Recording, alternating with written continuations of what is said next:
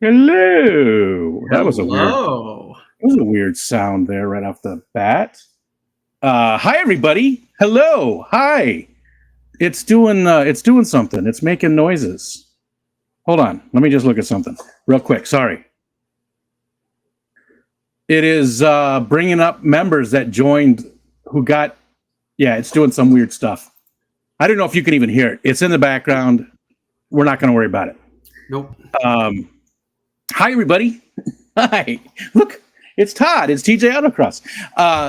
Again, let's do the normal thing. If you're new here, the whole first part of that, we're not even going to look at the chat at all. We can't see it. It's going to be gone. Todd and I, we're just going to have a conversation. We're going to learn about Todd and what he does and who he is and all that kind of fun stuff. The second half of the stream, we'll open up to questions from you guys. So thank you, everybody, for coming in and hanging out with us. And I'm minimizing the chat so it doesn't distract me. And now you guys can talk all kinds of crap. Hi, Todd. How we doing, Rick? We're doing good. Doing good. Let's see. Let's start out with just the few things that I know about you. Sure. Let's see. I know that you used to live in New York, not too far from where I'm currently at, right? Where was that exactly? Yeah. So I grew up in a town called Endwell, New York.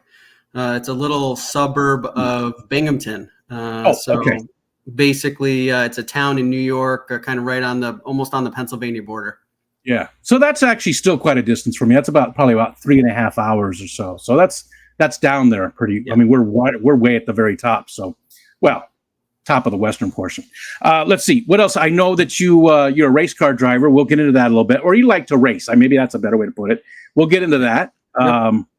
I know you are married because I just got to see Sarah, who I've never met before. But hi, Sarah, in case she's watching. I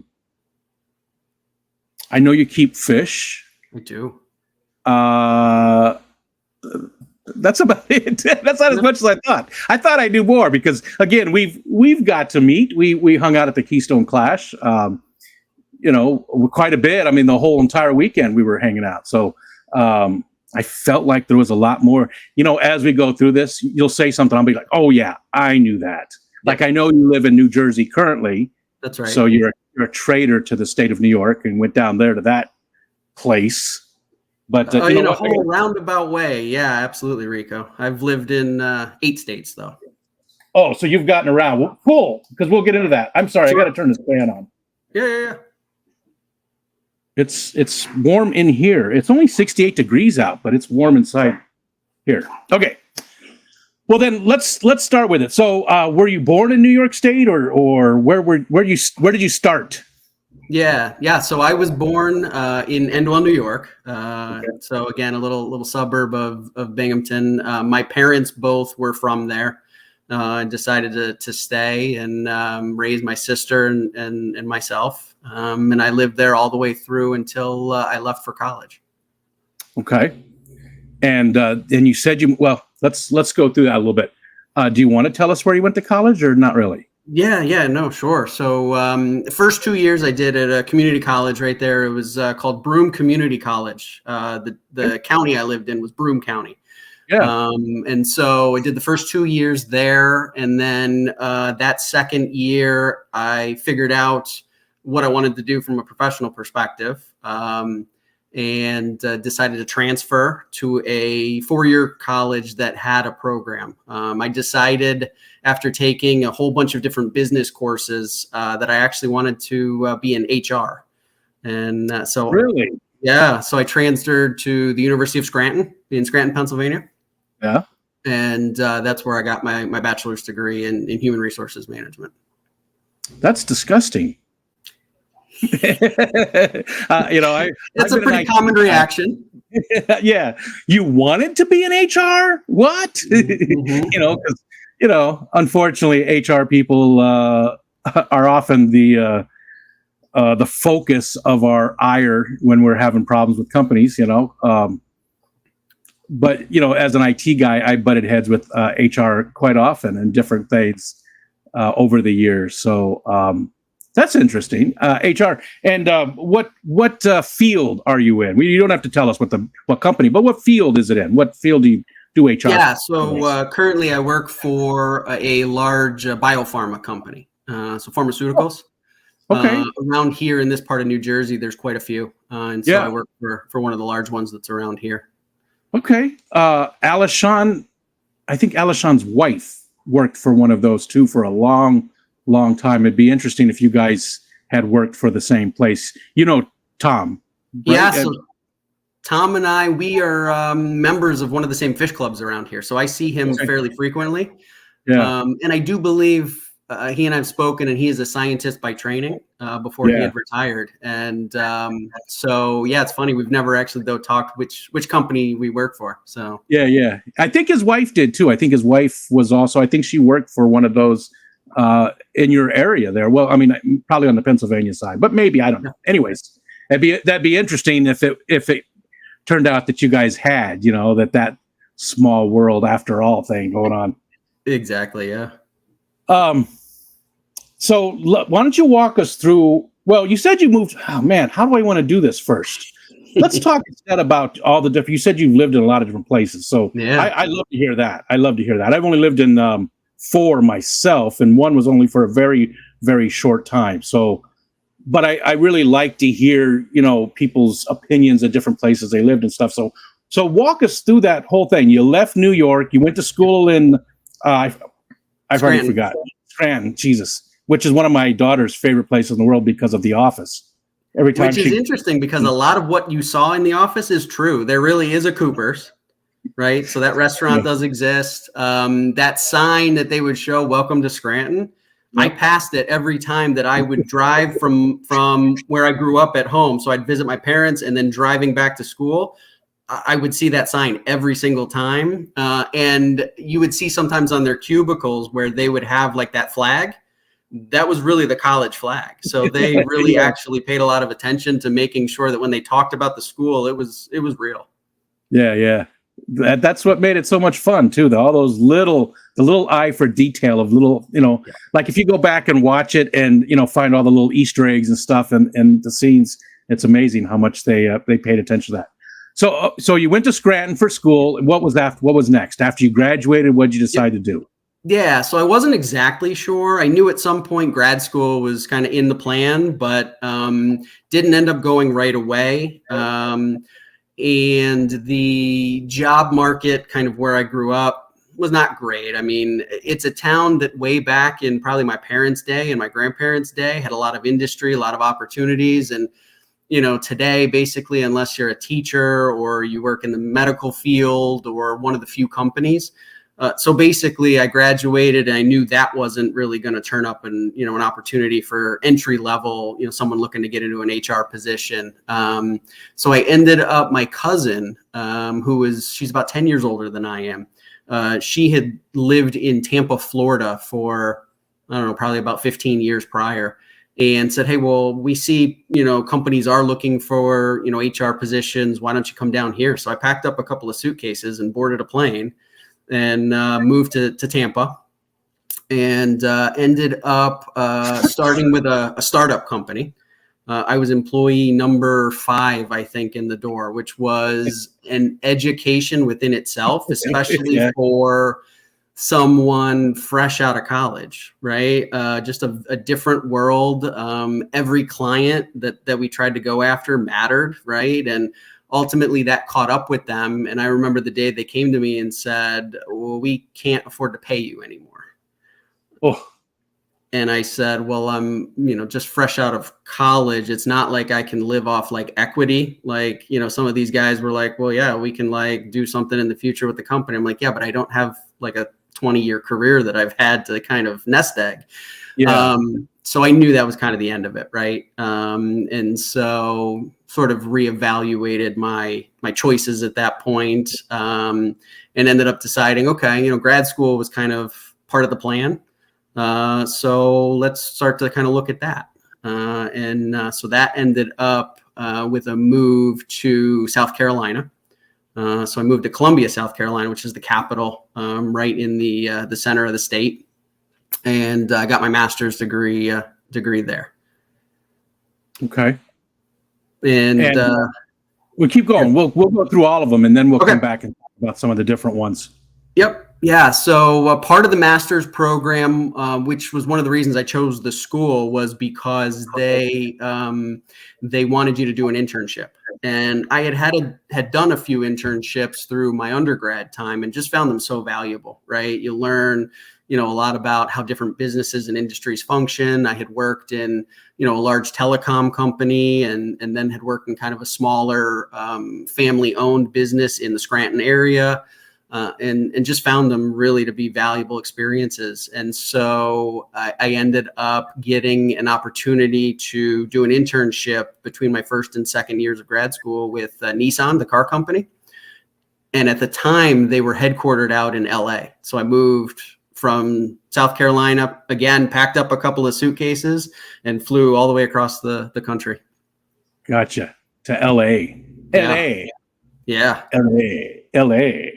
It was, their office was technically in Gardena, California, which is south of true kind of downtown LA. But what a beautiful place, like just amazing weather. I remember the people in the office coming to me and saying, "Oh my God, it's so hot outside." And like, I'd walk outside and be like, "What are you talking about?"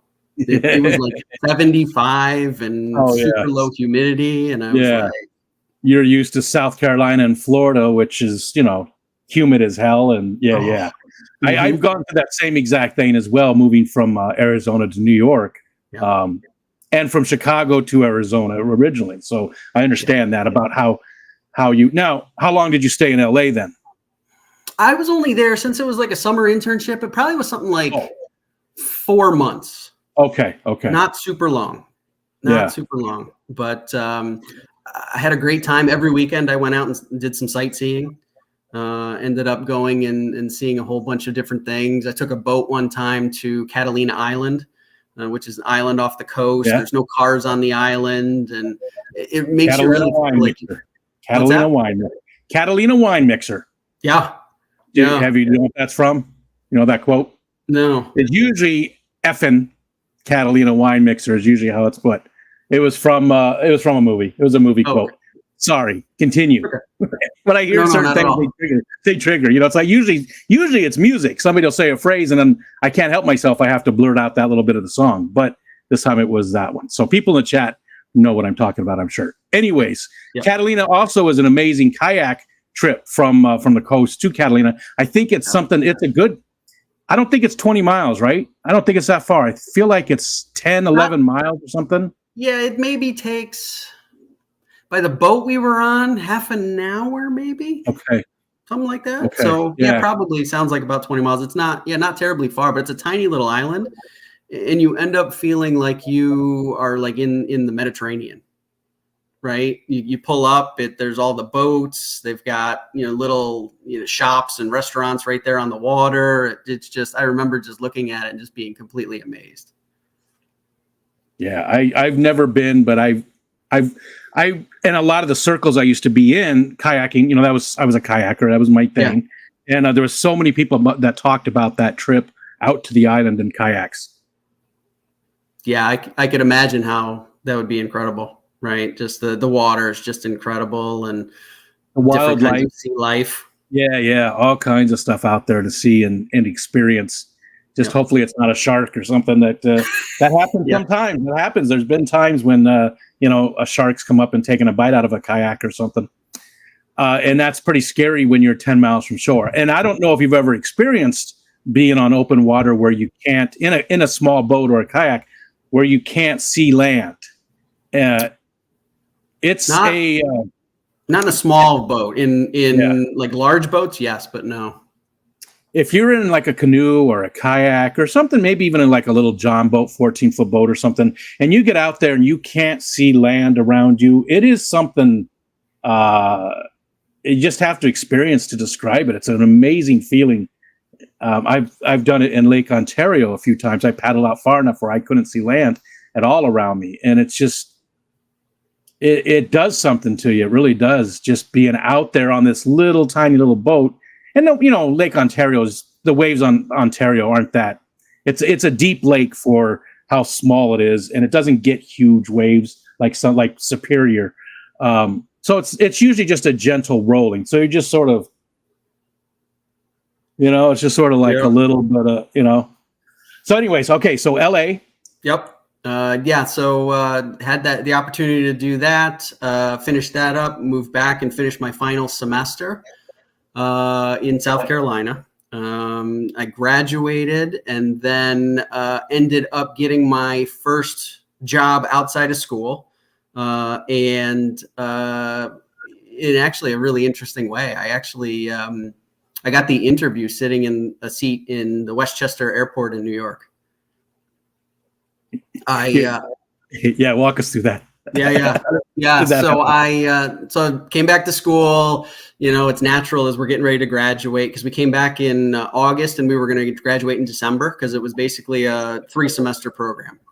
So getting ready for graduation and starting to interview, a classmate and we ended up getting selected by Pepsi Bottling Group to go to their headquarters in the Westchester Airport, Westchester County area in New York, and interview with them. So we went and we're on our way back home, and we were in the airport there in Westchester, and it's an airport that typically is really known for weather. So a lot of delays. And so we're sitting there waiting for our flight. The guy comes in and sits next to us and says, "Hey, would you guys watch my bag? I'm just going to go check my flight." Sure. And we kind of looked at each other. We know this guy. Why do we know this guy? And it kind of dawns on us that he had spoken in one of our classes, like a semester or two before. So he comes back and he's like, "Hey, thanks. I'm traveling home for, see my family for the weekend." And we're like, "Yeah." And we're like, "We think we know you." And he introduced himself, and he was the head of HR for GE's aviation business at the time. And he was like, "Oh yeah, I was at your class again, like a semester or two before." And he's like, "What are you guys doing here?" And we're like, "Oh, we're going back to school from a recruiting trip." And he's like, "Did we come on campus to recruit this fall?" And I said, "No." He's like, "Well, that's weird because we need help." And he's like, "You guys have your resumes?" And we're like, "Yeah." And he's like, "Well, can I have them?" And, "Sure." And so we gave them to him. Our flight was ready. So we walked away. He went off to his flight. And then that next week, we both got phone calls to do phone screens. And excuse me. They must have liked something, because they had me fly from school to Cincinnati. So my next place where I ended up moving to was Cincinnati in Ohio. And so I did, I think, about 6 years with them in Ohio. Nice. Yeah.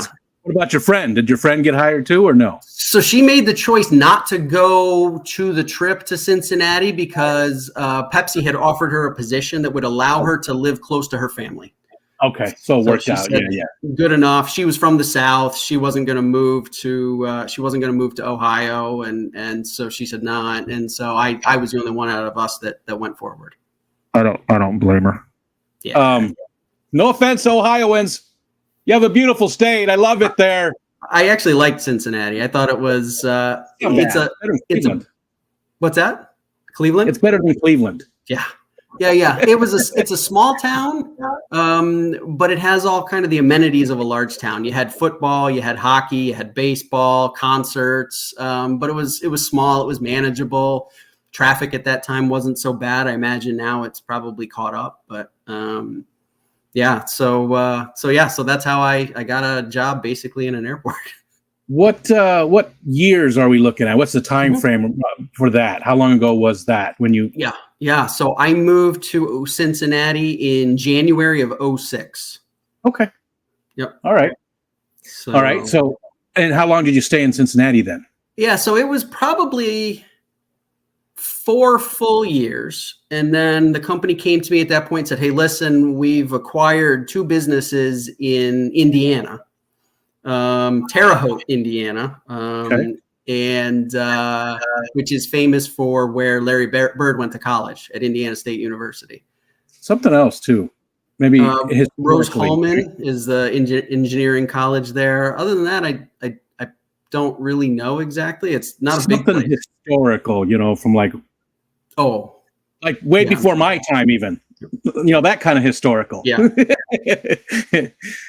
I don't remember what it is. I'm drawing a blank. But anyways, so you went to Indiana. Yep. And so basically what would happen is my wife stayed. So we weren't married at the time, but we had been dating for a number of years at that point. So she stayed in Cincinnati, and I had a little 1-bedroom apartment in Terre Haute, where I would work during the week. And so I was the HR manager for the 2 businesses that they were having there that they had acquired. And then Friday night I would get in the car, and I'd make about a 3.5-hour trip home to Cincinnati. And then Sunday at right around lunchtime, I'd get back in the car and I'd drive back so that Monday morning I could go into the plants and work with all the employees and do the stuff I had to do throughout the week. And I did that for 3 years probably. Did you hate it? Did you not mind it? I mean, how did you feel about doing that trip every week? That was hard, right? More from so I love to drive. It wasn't about the drive. Right. That's true. That's true, right? because we'll get into that. But yeah, you do love to drive. Okay.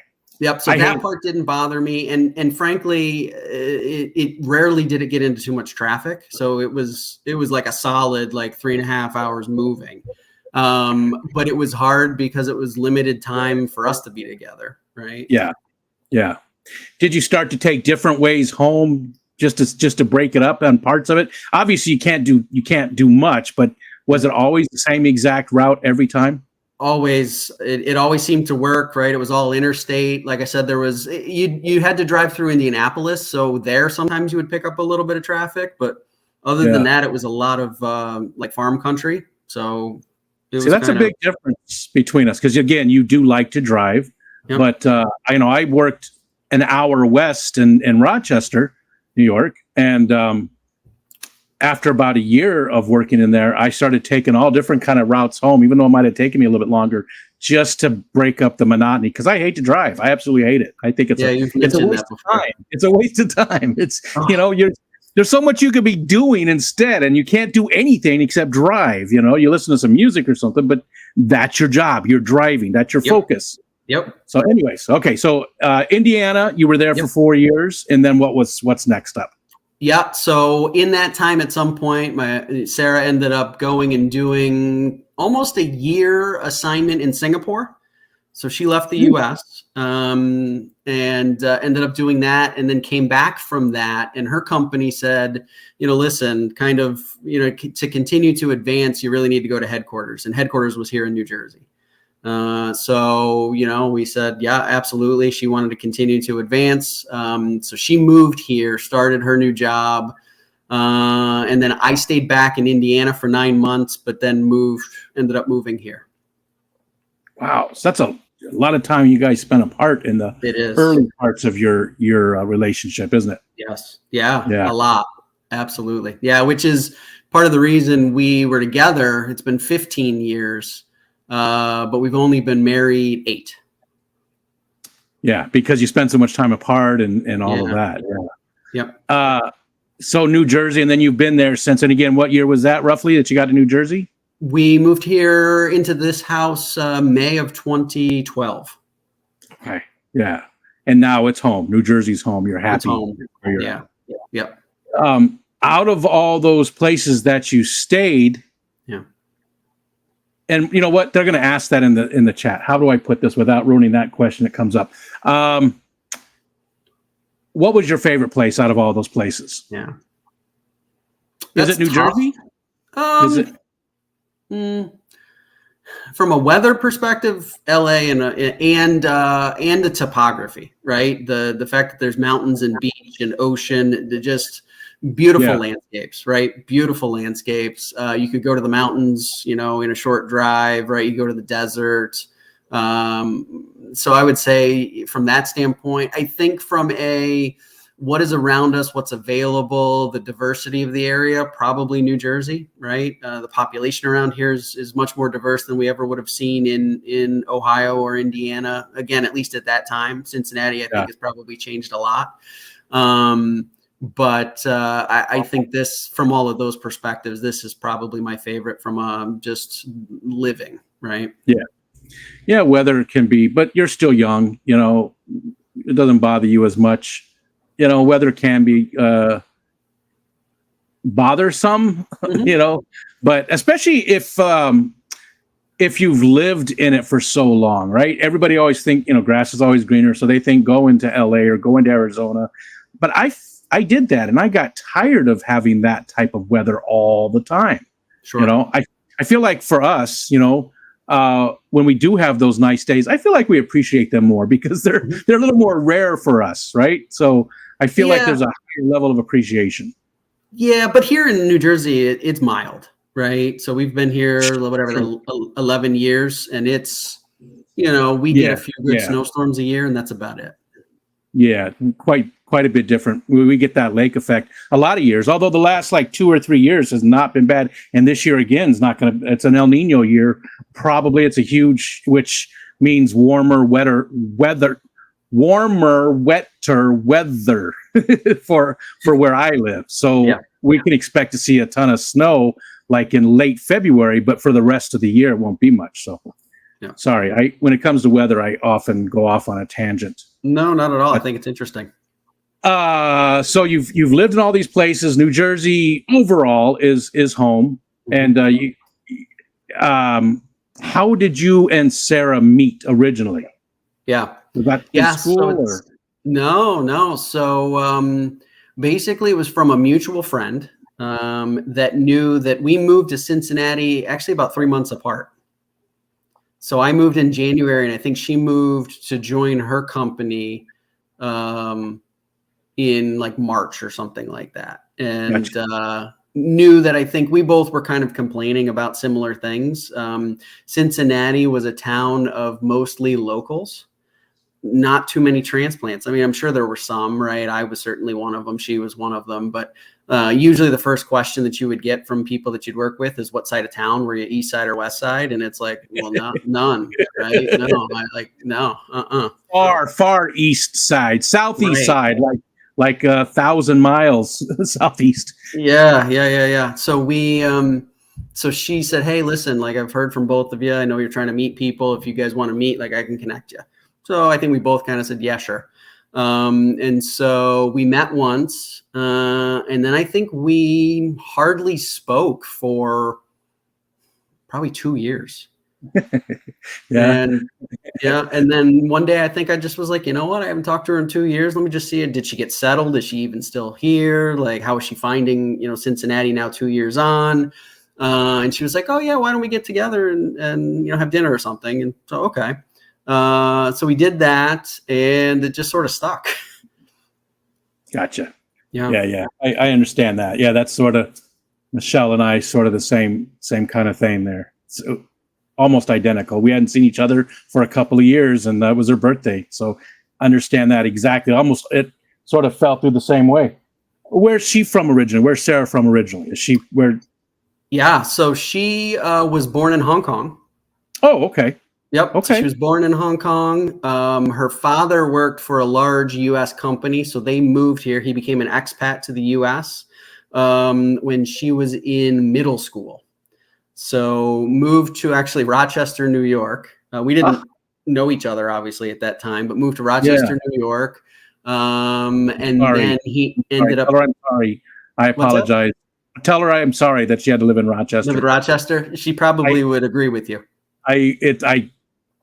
Anyways, it's not my favorite place. Yep. I would rather be in Cleveland, and that says something. So continue on. I'm sorry. Yeah. So no, I think she would agree with you, especially when you think about she came from a tropical, very warm and humid place to Rochester, New York, not warm and tropical.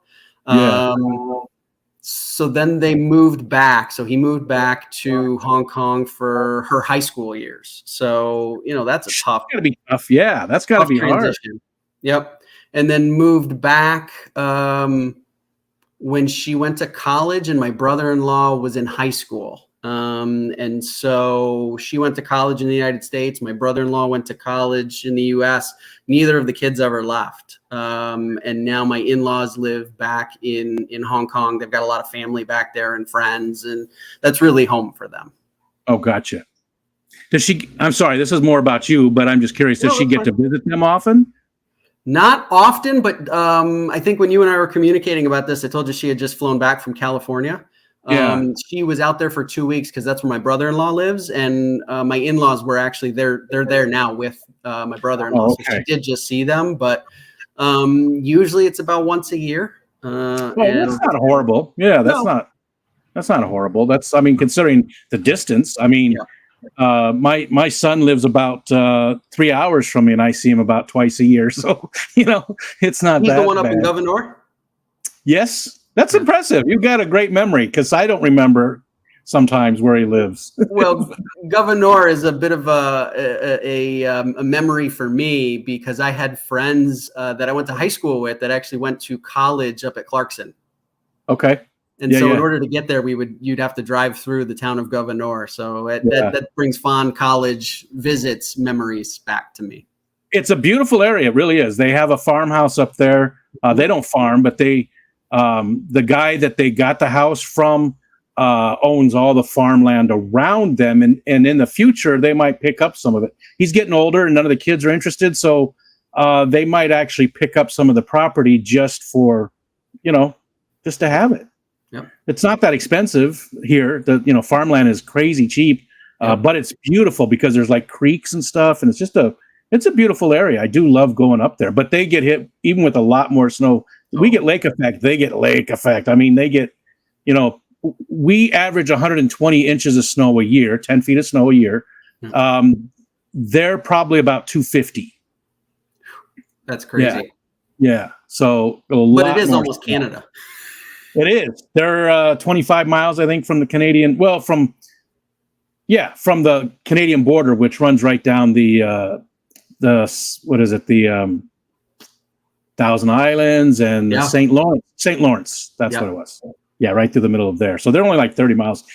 We're actually closer to the border here, strangely enough.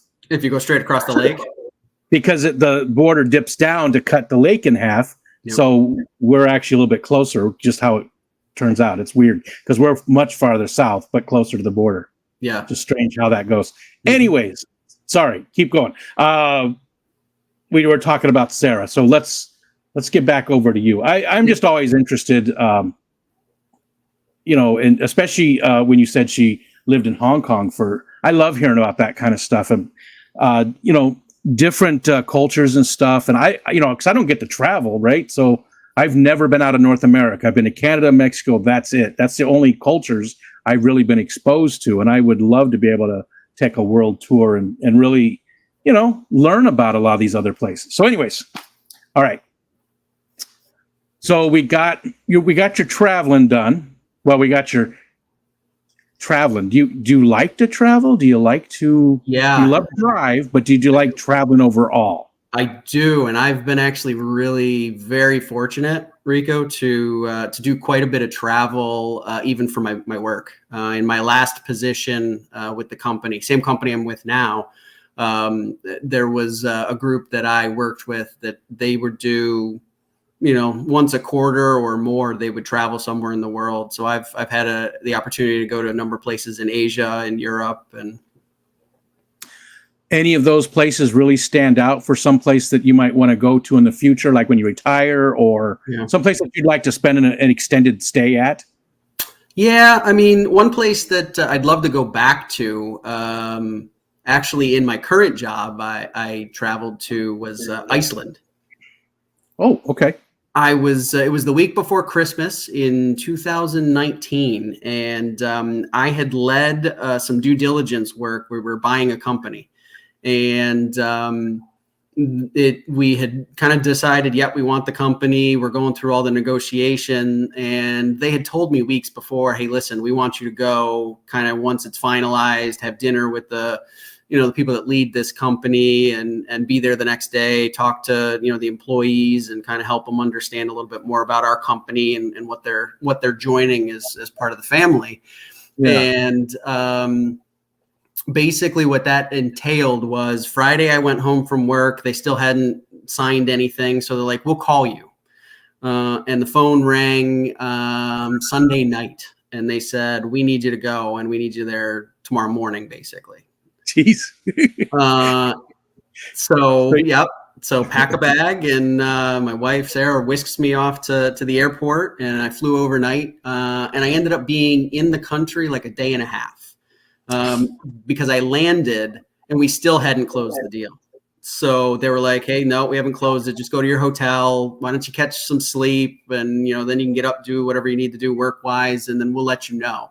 And so finally at like 5 o'clock that night in Iceland time, we closed the deal. So then I was able to do everything that they needed me to do, had the dinner, kind of greeted those folks. And then the next day, ended up meeting with the employees. There was several questions that I needed to get answered and find the people like, are our employees still getting paid? It was one of those due diligence processes where the selling company wasn't really interested in answering a lot of our questions. So there was a ton of stuff that I was not really sure was going to be what, and thankfully it was, right. They knew how to pay people and still could do that. So everybody was happy that way. But then, I was given a ride back to the airport and I was gone back home.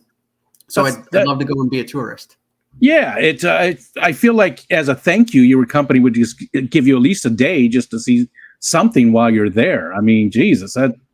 Oh, they would have. They wouldn't have had any issue. The problem was it was the week before Christmas, and I had some things that I needed to do back here at headquarters, and then we were going to drive. Usually at Christmas, we go see my parents, and they live actually down in South Carolina, so I had a road trip ahead of me.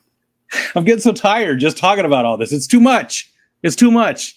I don't even leave the house these days. And now you're going to Iceland one day and then driving to South Carolina. And I feel like I need to go take a nap now just from having the conversation. My back's starting. I love it. Just talking about it. I definitely would like to see Iceland and Greenland, though, which should be the reverse names, right? The names are both. Because Iceland doesn't really have as much ice.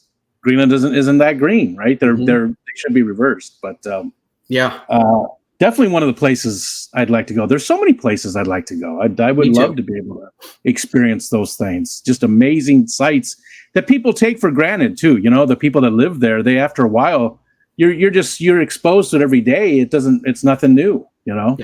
We have that too.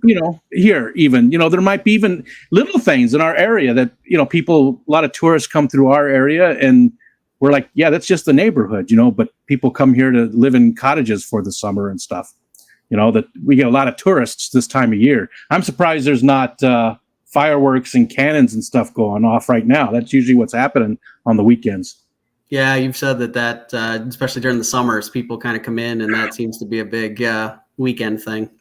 Yeah, it is what it is. The rest of the year makes up for it. So, So, any place else that really stood out to you that you got to travel to that you just absolutely loved or had a weird or fun experience in that you can talk about? Yeah, for sure. So I did have plenty of opportunities on a lot of my trips to do like little extended vacations, right? So one trip that stands out to me is when my wife and so Sarah and I had the opportunity. I was in Copenhagen in Denmark for some meetings. And then I took a week of vacation after that. And so we met in Norway. And that to me is an amazing country. It is so beautiful. The Nordic part of the world, I just think is gorgeous. Had a really amazing time. We flew into Oslo, and then we flew into a little town called Tromsø, tiny little kind of like a fishing village type of place. And then we boarded a boat and took the boat all the way up the western coast of Norway to what they call the North Cap or the North Cape, which is supposed to be the highest latitude of location in continental Europe. And then ended up taking the boat to a town called Kirkenes, and we stayed at a little resort that did an ice hotel. Oh, okay. Yeah. So that was pretty cool. Nice. The interesting thing that happened on that trip is we wanted to do a dog sledding adventure. Right. That's something that they offered. It wasn't very snowy because it was like October, but they use wheeled sleds. Right. So it's got like little handles and that kind of thing. And so we did this thing, and they take you out to a place where the people, they run a dog sled. That's their business, right? They live on a farm and they run teams of dog sleds. And we get there, we get out of the little van that took us from. Hold on. What kind of dogs? Were they Huskies? Were they Malamutes? No, I think they looked kind of like sled dog, like Huskies. But they might have just been mutts, just sled dogs. Yes, but it's whatever they commonly would use in Norway. So I don't exactly know. Okay. Wasn't a bunch of Chihuahuas or anything. It was not. No. Which would be awesome too. I mean, that would be fun, especially on wheels. That would have been a sight to see. Could you imagine like 15 Chihuahuas pulling one of those things in the that would be beautiful. I would love to see that, especially if they could do it, if they could actually do it, not hurt them. Sorry. Right. I had, I love dogs, that. No, so not I at all. had to ask. Okay. So we get there, right? They put us in our snowsuits. And then I'm like, okay, they're going to like do some sort of orientation. So they bring us outside. There's 2 teams of dog sleds tied to, like the sleds are tied to a tree. And the dogs are like ready to go, right? They're barking, all excited.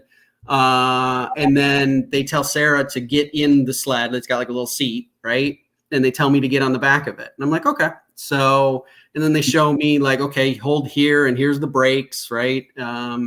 And then I'm kind of waiting for more instruction. And all of a sudden, the guy gets on the second sled team and they start heading down the driveway.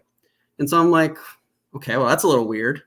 And then I happen to look behind me and his employee unties my sled from the tree. And we are now tearing down the driveway. I have no idea what's going on. Yeah. All I know is that my team of dogs really wants to follow those, and they know exactly where they are, and they are running like you wouldn't believe. We get to the end of the driveway, and now I have to navigate a road, right? Because it's like a country lane, and I've got to figure out how to get us like turned right. I mean, I touched the brakes. We end up like careening towards a ditch, and I'm like, this is it. Like I'm going off. And I think what they planned on, right, Rico, is that they figured, people are going to ride for 10, 15 minutes and get tired. I stayed on that sled for an hour and a half. Yeah. I got bashed into trees. I mean, all sorts of stuff was going on, but yeah, I was having a ball. I mean, it just was, here you are. You're like, oh, they're going to teach me. Nope. You're just good luck. Yeah. What about Sarah? Did she like it too, or was she? I mean, because she's sitting down, so she didn't get bashed into the trees and stuff. Did she enjoy the trip? Was it? She did. It was beautiful. It had snowed a little bit that day, so like we were out in the country. We were going through different like little wooded sections. I think she did, and she just kind of kept checking on me. You all right back there? And I'd be like, yep, I'm just hanging on. And I was so sore by the end of that. I mean, you got pine sap on your face and trees hanging off you. It was there was just so many instances where I could have absolutely just been done. Like I would not, I mean, off a ledge and they're just going like it's a Tuesday afternoon. When you got all done, did they say anything like good job or anything? Or did they say, anything like that? Or they just, okay, thank you. And that was it? I think they took us inside. They actually did. They fed us like hot chocolate. And I think they had baked like some sort of a typical, baked good that they tend to like. And so we talked a little bit and they told us a little bit about what it's like to run a facility like that. So it was quite nice, but no, they were very stoic about the whole thing. Was just, you were just doing what they do every day. Yeah.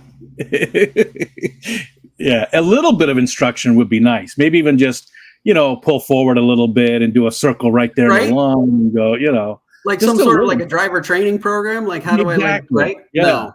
But I did start to figure out, like, if you leaned your body, like that would turn the thing. And so, I figured it out probably 30 minutes in, but that first 30 minutes was quite the experience. And I'm sure the dogs too know what the hell they're doing. They probably pulled that thing so many times that you probably could have done nothing and they would have, been okay for most of it. Right. Yeah. Yeah, and they were following the other team, right? So they knew where that group of dogs was, and they just were going for it, which is part of it because they were flying, right? And I mean, it sounds fun. I mean, I would like to do that. the whole trip was a blast, right? It was great. It's a beautiful place. That is definitely a place that I wouldn't mind going again, or maybe seeing some of the other Nordic countries. I think would be great. I'm with you there. In fact, that's probably my top. And it's not just the beautiful scenery either, but it's a lot to do with how they run their countries and stuff. That everything that they do is something that I really appreciate greatly. Just, their education stuff that they do and just everything across the board. It's amazing. Those countries, I don't know. I think it's Finland, not Norway, but I could be wrong. One of them is number one almost every year in happiness. They're the most happy. The quality of life is better than any place else. The people are just generally happy because of all the stuff that they do, all the opportunities they have for learning and the job stuff and just the safety net and everything. It's just amazing place.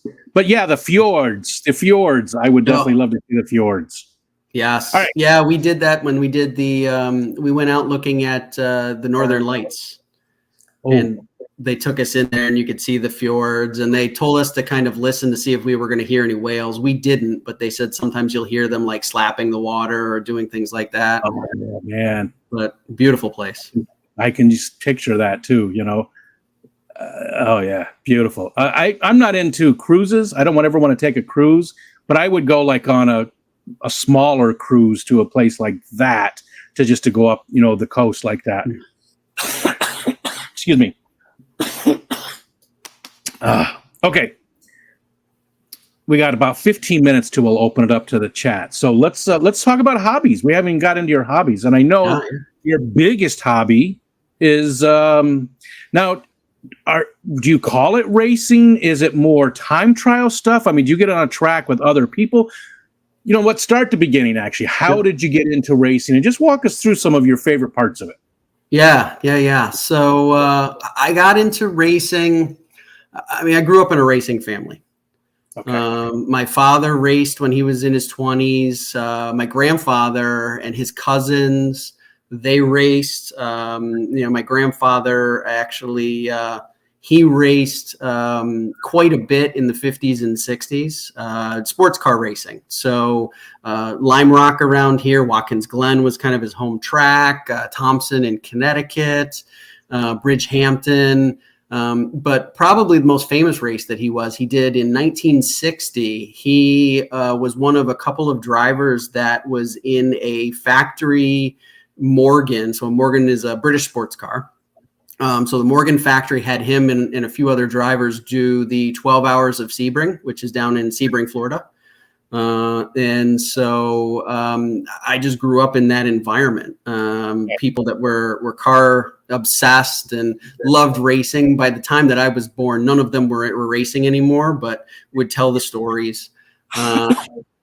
And so I always had that interest since I was a very, very young kid, right? But it wasn't until we moved here to New Jersey.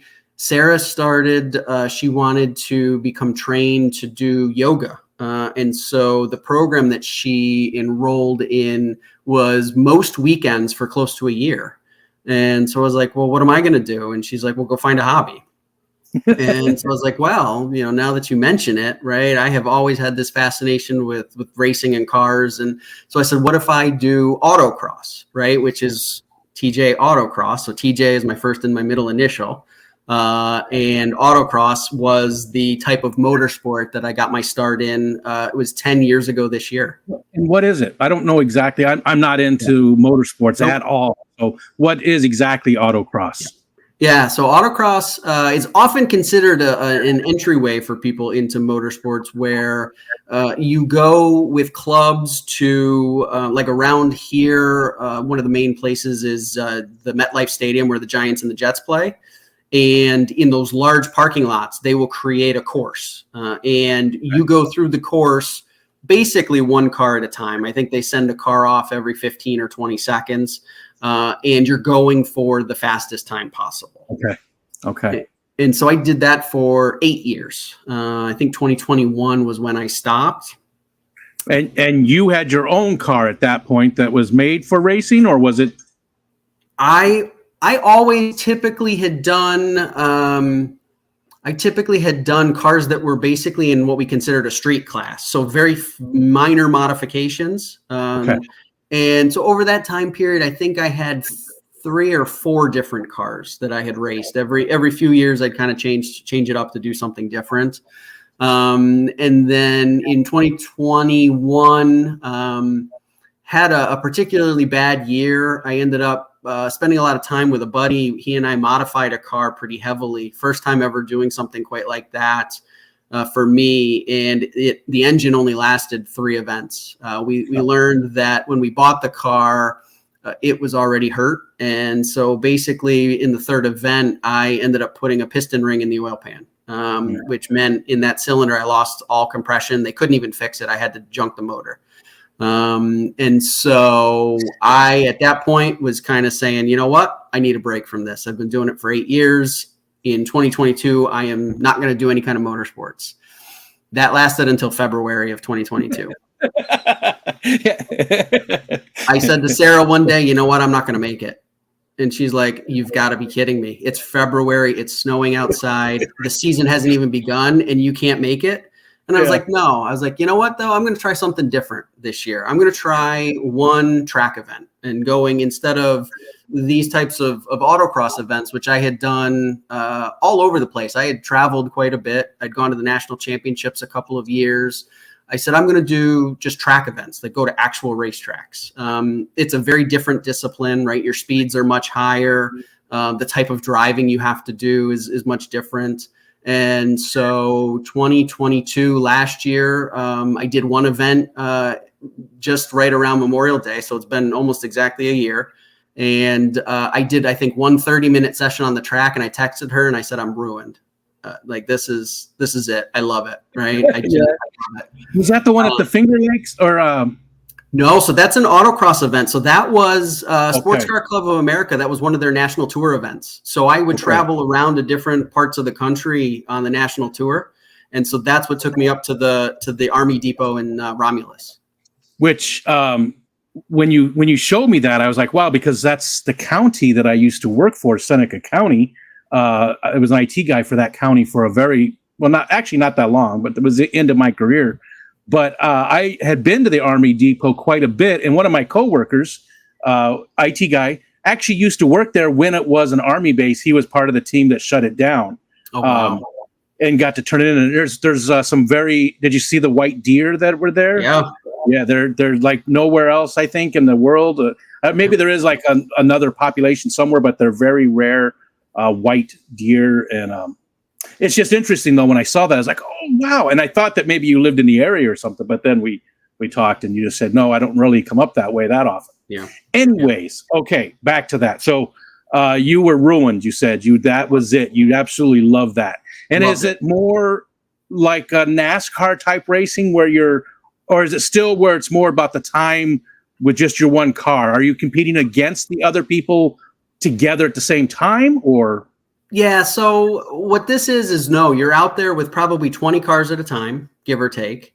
But it's not like always a true competition, right? Sometimes, like the event that I'm going to come up in August to Watkins Glen, it's 3 days, but it's more of an open track. So they're going to put us in groups and you go out and you really are kind of competing with yourself to see, what's the lowest time I can get on a lap. Okay. You're not trading paint with people and okay. If we do that, something's gone horribly wrong, Rico. That's not something any of us want to see happen. Yeah. Okay. All right. I wasn't sure. I mean, again, I'm not into any type of motorsports at all. I stay away from it. And so I didn't know all the different stuff. It's interesting. Yeah. Although I do have to say, I absolutely love Watkins Glen. And since we're talking about that real quick, I want to mention what you said. What's the date again? What's that Saturday? It is Sunday work better for you on that weekend? Either one is probably okay. The 26th of August is the Saturday. The 27th, obviously, the Sunday. So anybody that is going to be around Watkins Glen within a 4-hour drive, whatever, say it again. Say the date. It's August 26th. And I'll forget that 20 more times before it comes up. August 26th. I'll remind you. Thank you. You'll be in my calendar. August 26th. Anybody's in the area, we're just going to do like a meet and greet. We're going to go for dinner, maybe have some adult beverages or something, and just hang out for the day on Saturday. So if anybody wants to go, get in touch with one of us. Get in touch with. I think maybe Tim Crip Keeper's going to try to make it down. Oinky might be making it. Kenny ABC might be making it. We might get some of the Pennsylvania boys to come up, Skipper. And I don't think Jason said he would be able to make it, but who knows? We might get some of those people and just do, like I said, just a one-day thing, hang out and, get to know each other better again. I can't ask for a better weekend than 3 days at the racetrack and then go and see some of my amazing friends at the same time. It's I'm so excited. Watkins Glen itself is one of our favorite places to go. We go there every once in a while for our anniversary in late October because the season's done. So there's no people, right? Yeah. So it's just a lot of times, though, the bad part is even the restaurants close down so that you go to a hotel that's got a really nice restaurant, but the restaurant's not open because the season's over with. But you can go hike the canyon. There's hardly anybody there.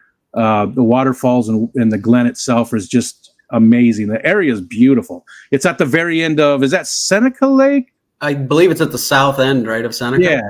Yeah, Seneca Lake. So it's one of the Finger Lakes. So the whole area, it's super nice. If you like wine, there's wine tours in the area. There's a ton of breweries in the area. There's a lot of distilleries starting to pop up as well in the area. So there's all kinds of adult things to do around there. So if anybody would like to join us, please reach out so we can get you the information so you can come hang out with us. And everybody's welcome. Everybody, just about everybody. Maybe not Fishfam. Yeah, I guess Fishfam can come. Yeah, it's okay. Kurt can absolutely come. He's a good dude. Yeah. He lives like 45 minutes away from me. Yeah, I knew he wasn't too far. He's right on the border of Pennsylvania, right? Like 5 minutes away or something like that. Yep.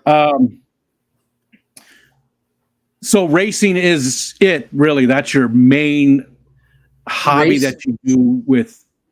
Yeah, so it ends up being 1 to 2 weekends a month from like late March or early April, depending on the weather. And it'll go this year. I think my last event will be down in Virginia right around Halloween. So late October. Okay. So that's a pretty long time. And every weekend or you said 2 weekends a month, 2 weekends. 1 to 2 weekends a month. So in May I did 2, but this month will only be 1, and the same for July and August. So it's pretty manageable. I do a little bit of traveling. So next month I'll be in West Virginia, and then August obviously up to Watkins Glen, and then in October I'll go down to Virginia. So August 26th. Just in case you forgot. Just in case. No, I'll be there the 24th, but we're going to meet on the 26th. Yeah, there we go. Cars. Yes. Do you have just one car that you use, or do you have different types of cars? Do you rent cars from companies? How does it work? You own one of your own, and then you have. Yeah. So race from a track car perspective, I have my own. I bought it. Let's see. So my first event was May of last year, and then July. So I realized I was ruined, right? This was going to be something I was going to do. But I didn't want to drive my regular warm season street car on the track more than just that once. That was really a trial. So I started looking, and then in July, right around the 4th of July, I guess it was, I ended up buying a specific track car from a guy who lives over in Pennsylvania, and he and I are now good track buddies, right? We go to the same event. I'm going to see him this weekend. And yeah, that's cool. It worked out so good. So so that car is dedicated to the track. I do drive it on the street. It is still street legal, but I've modified it a little bit. So it's getting less and less comfortable for that type of work, but great little car. Is that the yellow one? Yeah, so it's a 2009 Porsche Cayman. Okay. And great little car, right? I mean, it's 13, 14 years old, but I've put racing seats and harnesses, and I've done some suspension work to it, and perfectly set up for the stuff that I'm doing with it. So it's not just the racing though. You like doing all the work on the vehicles as well. You really get into that aspect of it. So you're turning the wrench and you know everything about the cars that you're driving and racing in. Yeah, except for really complex stuff, right? Or like when I had the seats and the harnesses, those are safety items. I wanted to make sure a shop did it just because, I'm taking my life in my hands, right? Sure. And if God forbid something happens, which people say it's not if, it's kind of when, you end up having an incident on track. I wanted to make sure it was done well, but oil changes, changing out the brakes, doing filters, all those kinds of brake fluid flushes. I do all of that kind of stuff myself, and I do enjoy it. Okay, that's what I was going to ask. Do you like doing it? Because I absolutely hate it. I used to have Volkswagens. Yeah. I had quite a few. Those were my hobby car, and I've taken an engine out of a Volkswagen. I can pick up well, not anymore, but I could pick up an engine, a Volkswagen engine all by myself. I mean, they're heavy, but I could pick one up and move it enough. I hate it. I absolutely hate working on vehicles now. Like there's nothing I can think worse of out there working on a car. Yeah, it's like if I ever, that would be like my hell if I had to be like a mechanic in my next life or something.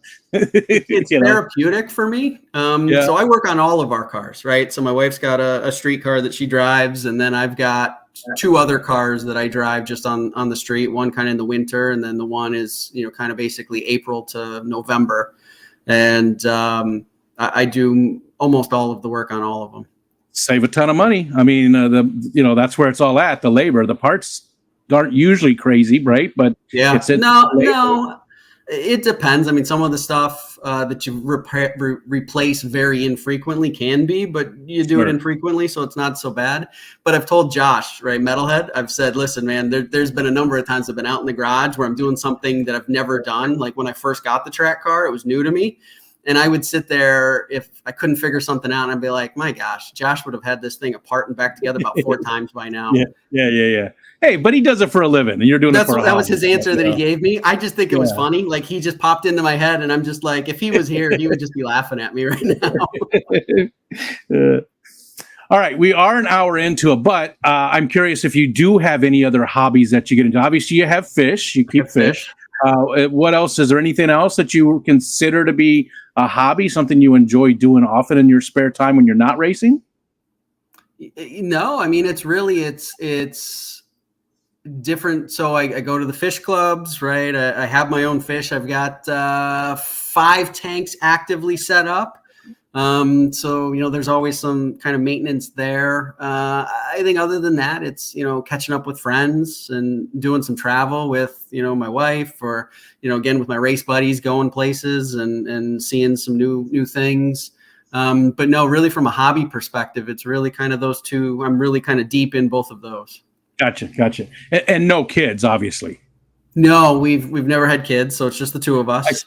I said obviously because being able to travel like that, and I know that you're not, you're not older, so your kids would still be young if you did have them. Yeah, I am 42. So, and no plan for kids, if I'm not being too personal.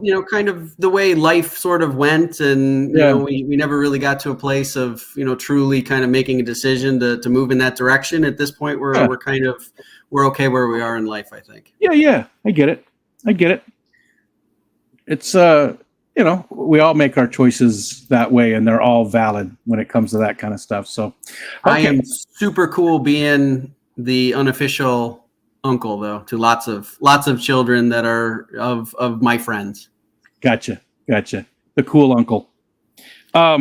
Is there, now you don't really do much on your channel either. Every once in a while you put up a race video. Yeah. But you don't really do too much, and are you interested in doing more and doing stuff with your channel, or not really? You just like hanging out in the chats with us and talking to people?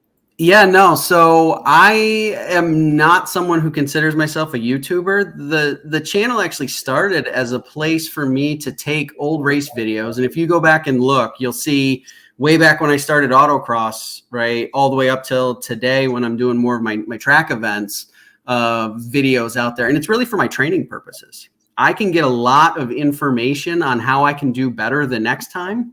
Gotcha. By watching my old videos, right? Sure. And so that's where it really started. So I think I've got like 27, 28 subscribers.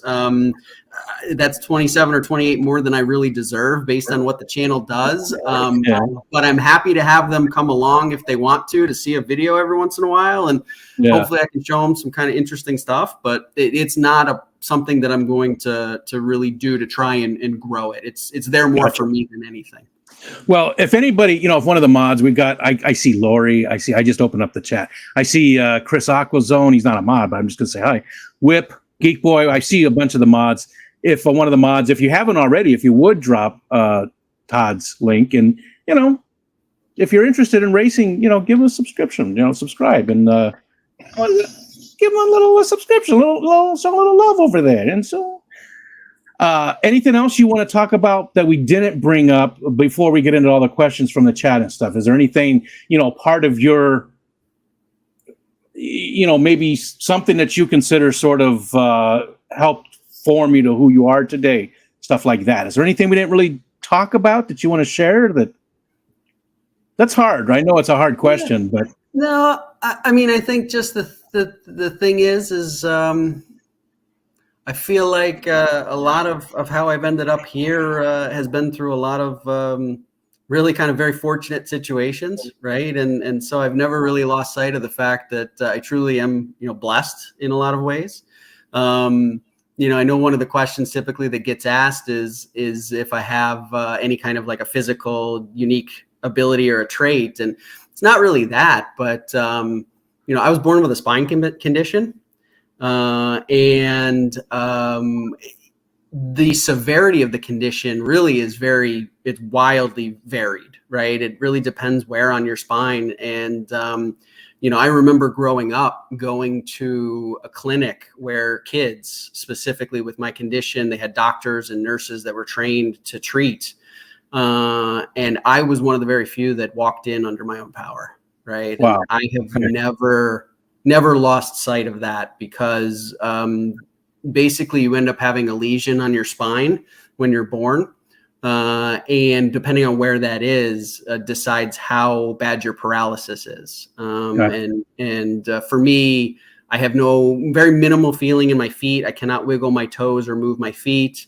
The muscles and things below my knees never really developed, but that's it, right? And I have never lost sight of the fact that there's a bunch of kids that I probably came in contact with at that clinic and other places in life that would, really love to be in my position. And so I feel like, somehow someone's been watching out for me throughout my whole life. And, and so, I mean, that's the only thing is I feel like, sure, there was work involved, but there was also a lot of stuff that happened that just, things kind of worked out. The airport story of how I found a job. I mean, that was right place at the right time. And so, but I recognize very much that I'm extremely blessed in life. Right. Gotcha. Now, does it cause you, you have a little bit of a limp. So, I mean, we didn't talk about this at the class or anything, but I knew you have a little bit of a limp and that's all that you really see. So does it bother you much? I mean, does weather affect it? Does, sitting for too long? Is there anything that you've noticed that really bothers you with it? Or is it just it comes and goes as it does? Or does it not even really bother you besides what you described? Yeah. So long distance, like walking, running, those are very difficult, right? So I have to kind of pace myself. I wear a brace on each leg. And that really does, I think I was 7 the first time that I got them after I had another surgery. And the doctor said, hey, we really think you'd benefit from this. And they were right. So I continue to wear them all throughout my life. But it's like walking around with like 5-pound weights on your legs when they're not super strong to begin with. So, it really helps because it makes me much more steady. We might be losing you. It's lagging. But it's something that for a long time. Oh, I think you might be back. We might be losing you. Are you there? It's cutting out. It's cutting out. Do you see me? There we Can are. you hear me? Okay. I think you're back. It's still laggy. I do. Yeah. Well, maybe it'll come back. That's weird. It's been doing great this whole time. And now Okay. you're frozen. I know you can sort of hear us. Yeah, it's been fine. Go ahead and say something. Say like a long sentence. I can hear you. Okay. Looks like it's good now. I think it's good. Okay. I can hear you. Can you hear me? Yes. Yeah. Okay. I think you're back. I think it's good. Okay. Sorry, okay. People. I forgot how I was going to go. I was going to ask more about, the illness, and I guess illness isn't the proper word, but it doesn't seem to affect you massively. Like you said, you realize that it could be so much worse, and you're happy that you can do as much. And it sounds like you have a very full life. So, you're getting around, you're doing a whole bunch of stuff, you're racing, you're happy with where you're at. It sounds like you're, living a great life. So, kudos. I'm glad that it worked out and that you didn't go that other route. Yeah. Okay. And I guess I feel some sort of responsibility to make sure I don't waste what I do have, because like I said, I know there's many kids that are probably my age in their 40s now that didn't have that opportunity. Right. And so I want to make sure that the things that I'm able to do, that I take full advantage of it. Right. Yeah. That's a great attitude to have with it, because you could go the other route and be depressed and blame stuff, and but you haven't done that. You've been on the positive side, and that's difficult. Okay, so now we're going to open up to the chat, and I did see a super chat here from our friend Eric Wyrock. It's good to see you, Eric. We love Todd, and we will see him at the Clash again this year. So I had to get that, and now I'm scrolling down. It says that I'm grainy. You're okay on my end. Actually, okay, I think the very first one I see is from Lady Rorschach. So if you asked a question or made a comment or anything before that, I did not see it. Please repost it again. And here we go. So Lady Rorschach, she says too soon for questions? Nope, you're the very first one. We got yours. But anything posted before that, I won't see. And please, people, if you would, do the @RicoStan, because I normally just scroll down, because you guys are talking to each other, and I'll skip over that stuff and just get to the questions. So Lady R, from an HR perspective, how would you explain to people, respectfully, of course, that they have their facts wrong? It's so the interesting part is it's extremely situational, right? My approach tends to be, right, that, there's two sides, or sometimes more, depending on the number of people in a story. And usually the truth is kind of somewhere down the middle, right? And so my approach tends to be, let's understand what we're talking about, right? What's the real issue, right? I've had this happen recently where, an employee had been receiving feedback from their manager, and like the feedback totally went completely over their head, right? And I really legitimately want to get to the bottom of why did that happen. It could be that the manager did a lousy job, right, of explaining it. Or, does the employee, are they focused on one particular they hear a whole bunch of words and they focus on the one word, right? And all of a sudden that's what it is. And it's like, no, right. So, I think in a situation like that, it's like, let's make sure we're on the same page, right? So tell me what you hear, tell me what you think, right? And then, let me make sure that I'm talking to the manager to understand what they're trying to convey. And then let's figure out how to kind of get this thing together, right? And as long as everybody's coming at it with a legitimate interest in knowing the truth, great. Which is the key, right? That's the key right there, is really wanting to know the truth, really invested in it and interested in it, and not just, well, I already know it and this is it. That's it. I'm done. Right? That's the key. Yep. Okay. Thank you, Lori, for dropping the link. let's see the next. Oh, here's a whole bunch. Okay, we got that one. Dee Dee. Oh, Dee Dee said I was graining. Hi, Dee Deekins. Whip's World. So again, there's so many people that have questions that have become part of the show. Like they get asked every single time, which is great. I love it. And if they're not here, somebody asked for them. So those because it's not just my show, right? This isn't mine. It's supposed to be for the community, for everybody to get to know. You are number 97, I think, so 97 people, which isn't really that much considering that I've been doing this for January was actually a full year of doing it. I started in January of the year before. So January would have, was supposed to be my full year. So it's really, anyways, Whip is this, that's his question. He asked this in every stream that he's in. So you have all the money you could ever want. You're never going to want any more money ever. No strings attached, nothing to worry about money wise. What are you doing and where are you doing it at? Mm-hmm. You don't have to work. Yeah, obviously. Yep. Yeah. So I think first and foremost is to make sure that my family and my wife's family, are taken care of, right? Our folks are getting older, right? And I want to make sure that whatever left they have of their life, that they're covered, right? They're not going to have to worry for anything.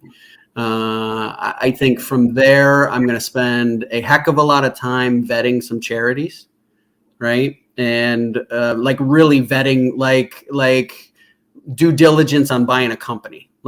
Tell me what you're really going to do.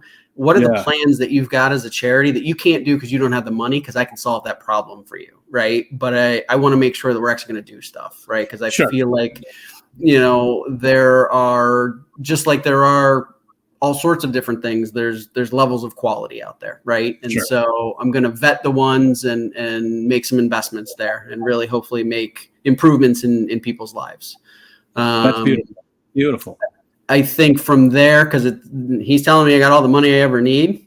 Yeah. I will go and I will buy myself whatever is the current Porsche that is, because that's my brand. So ever since I was a little boy, I have loved them. And so I will go and buy whatever is the current updated track car. And then I am going to trailer that thing to all of my bucket list tracks across the U.S. Yeah. Only in the U.S.? No. I mean, again, Whip's giving me all the money I need. So then it's probably going to be put on a plane and we're going to start going to places in Europe and Asia. And we're going to see, we're going to go to Monza and we're going to go to, Spa, which is in Belgium. And in the U.S., we're going to go. I'm going to, race where my grandfather raced in 1960 down in Sebring, Florida. And what's the German one? Nuremberg? Is it Nuremberg? The Nürburgring, yeah. So in Nuremberg, Germany, not Nuremberg. That's often people get that confused. Those are different towns, but in different history that happened. Correct. So we're gonna do a bunch of touring with whatever is my track car. I'm gonna take my buddies with me, and we're gonna go and have a great time. So I really like that you started out by saying parents, good charities. You're not one of the charities that 80% of it goes to pay for the CEO and then you got to the fun stuff. You just shows what kind of person you are by thinking it through that way and taking care of the family and all this and people you don't even know first. Yep. So, and then in the midst of that, I'd be wrong to say that my wife and I aren't going to go and do a bunch of travel too and go to places she wants and probably move away from New Jersey and, buy a place in somewhere where it's warm in the winter. And then we probably would end up somewhere near, where Bex and Kyle live in the Rockies, right? For kind of the summer months. We think that's a beautiful part of the country. So I want to include that in there too, because that's also a very important part of how I'd want to spend, the rest of my life. Yeah. Yeah. Because living in one place, you're not going to get the best weather all the time. But with that kind of money, you could travel all you want. So, next up is Kyle, and hello, Mexicali. What's up, Jorge? It's good to see you, buddy. If you weren't doing what you're doing now for a living, what would you be doing? What would you be doing for a living if you went a different route? There is still the childhood me that says I'd love to be a professional race car driver. I really did want to do that when I was young. So it would be somewhere between that or I would own a business that has people that specialize in knowing how to repair and restore antique and classic cars. Okay. A lot of the very old cars, it's a dying art to be able to do some of the body work that they did back then with, leading and, look at some of the old Ferraris from the 60s, they hand built like fenders, right? That's not something you can just walk down the street and pick up. Right. And I think that would be something else that I would find really interesting is I would probably want to know how to do that. But I think I also would recognize that I probably would just need to hire a bunch of people that were just craftsmen. Yeah. Nice. Love it. Next up is Alishon. He doesn't have a question, but we were talking earlier. He said, I work for 2 startup biotechs, one taken over by Eli Lilly. My wife worked for, is that Roche, and Bristol? Roche. Roche. Yep. Roche and Bristol Myers. Our friend Ted worked for J&J and Novartis. No.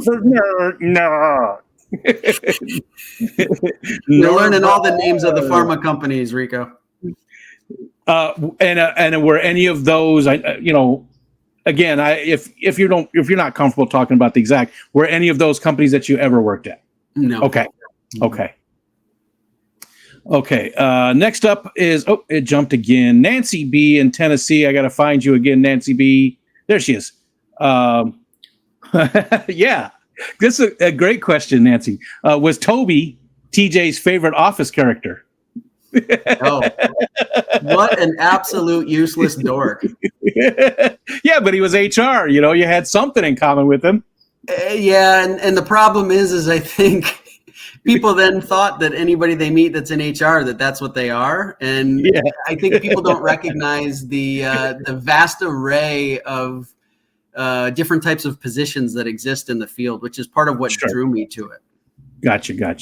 So the character probably put HR people back 50 years in society just by being such a dullard. And I felt bad for the guy, though. He didn't deserve the hatred that he got. No, just. Okay, next is Nano Aquarium Guy. Hi, Jay. Who was it today, too? If you're here in the chat, if you were the one that sent me the Carolina Reaper pickles, please let me know. I don't know who to say thank you to. The name on it was just directly from Amazon, so I did not find out who sent those to me. But I'll be eating those on the Afternoon Delight on Monday, probably.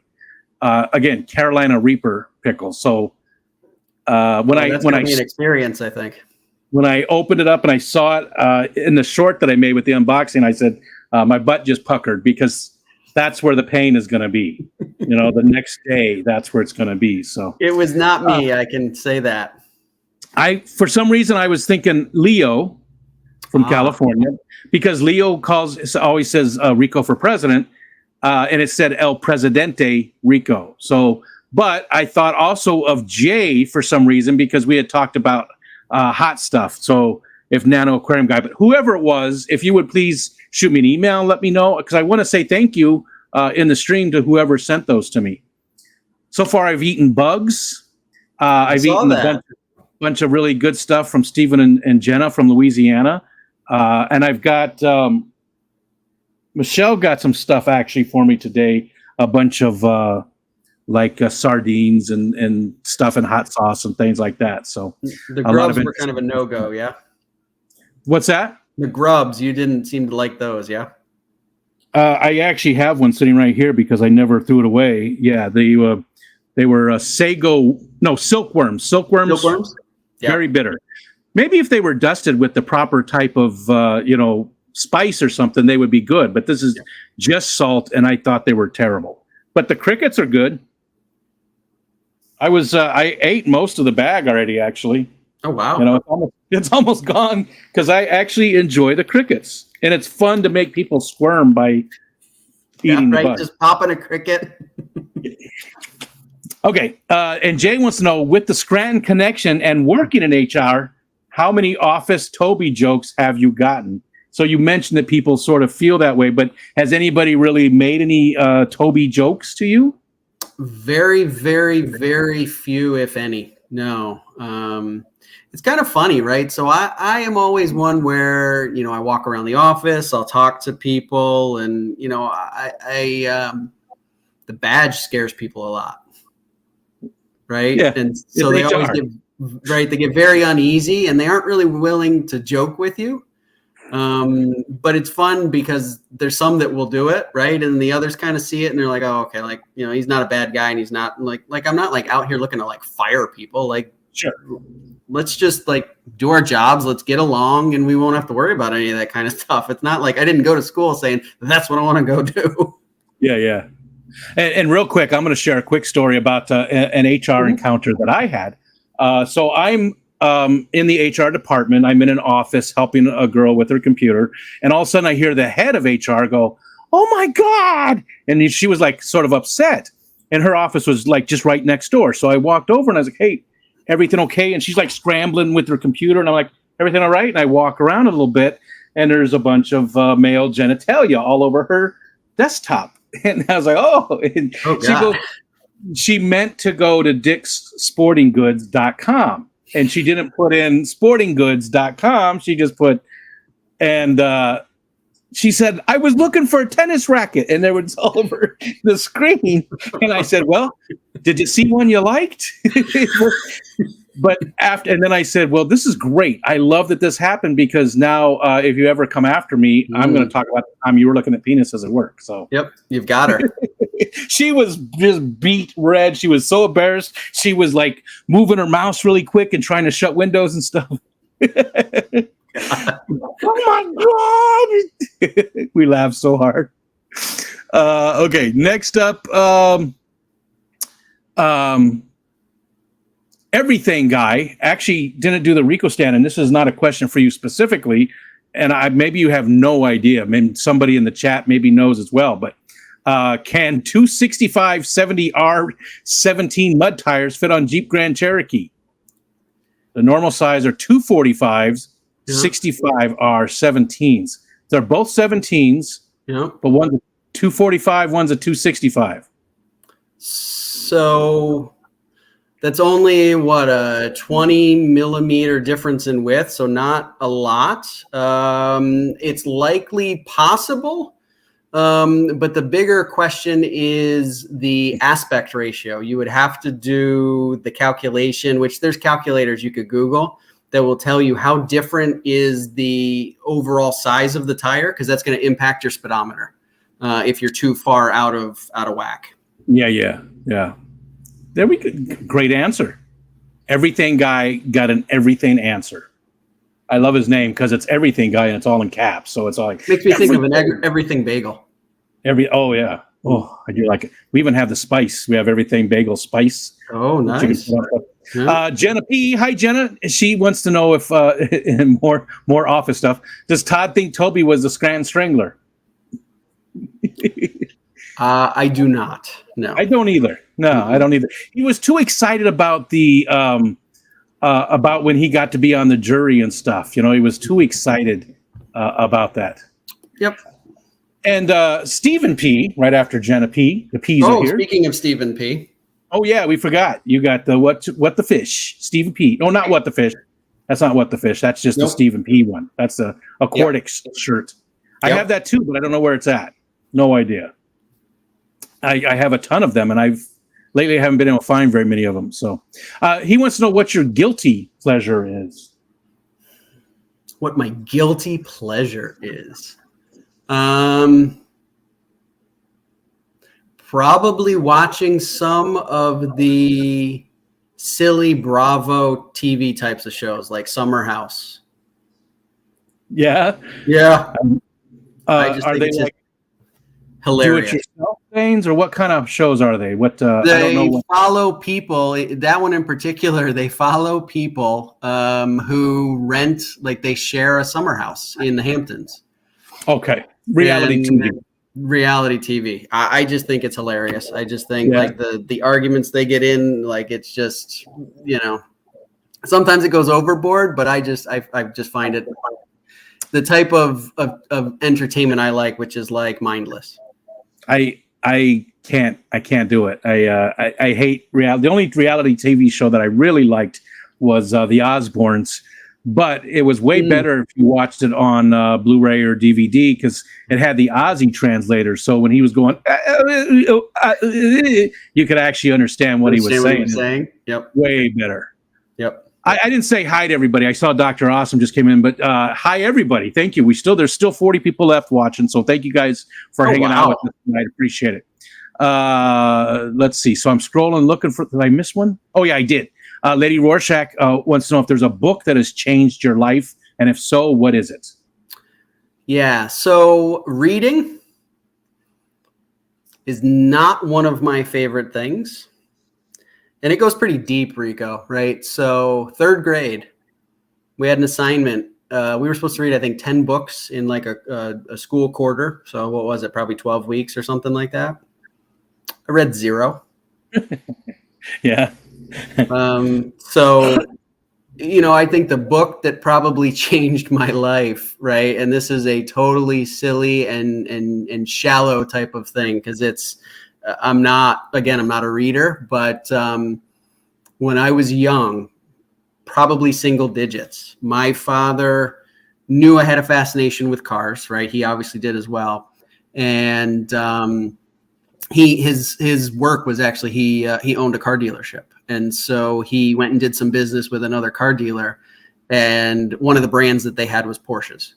And he brought me home. At that time, you could go into the showroom and you could get like literature about the different models of cars.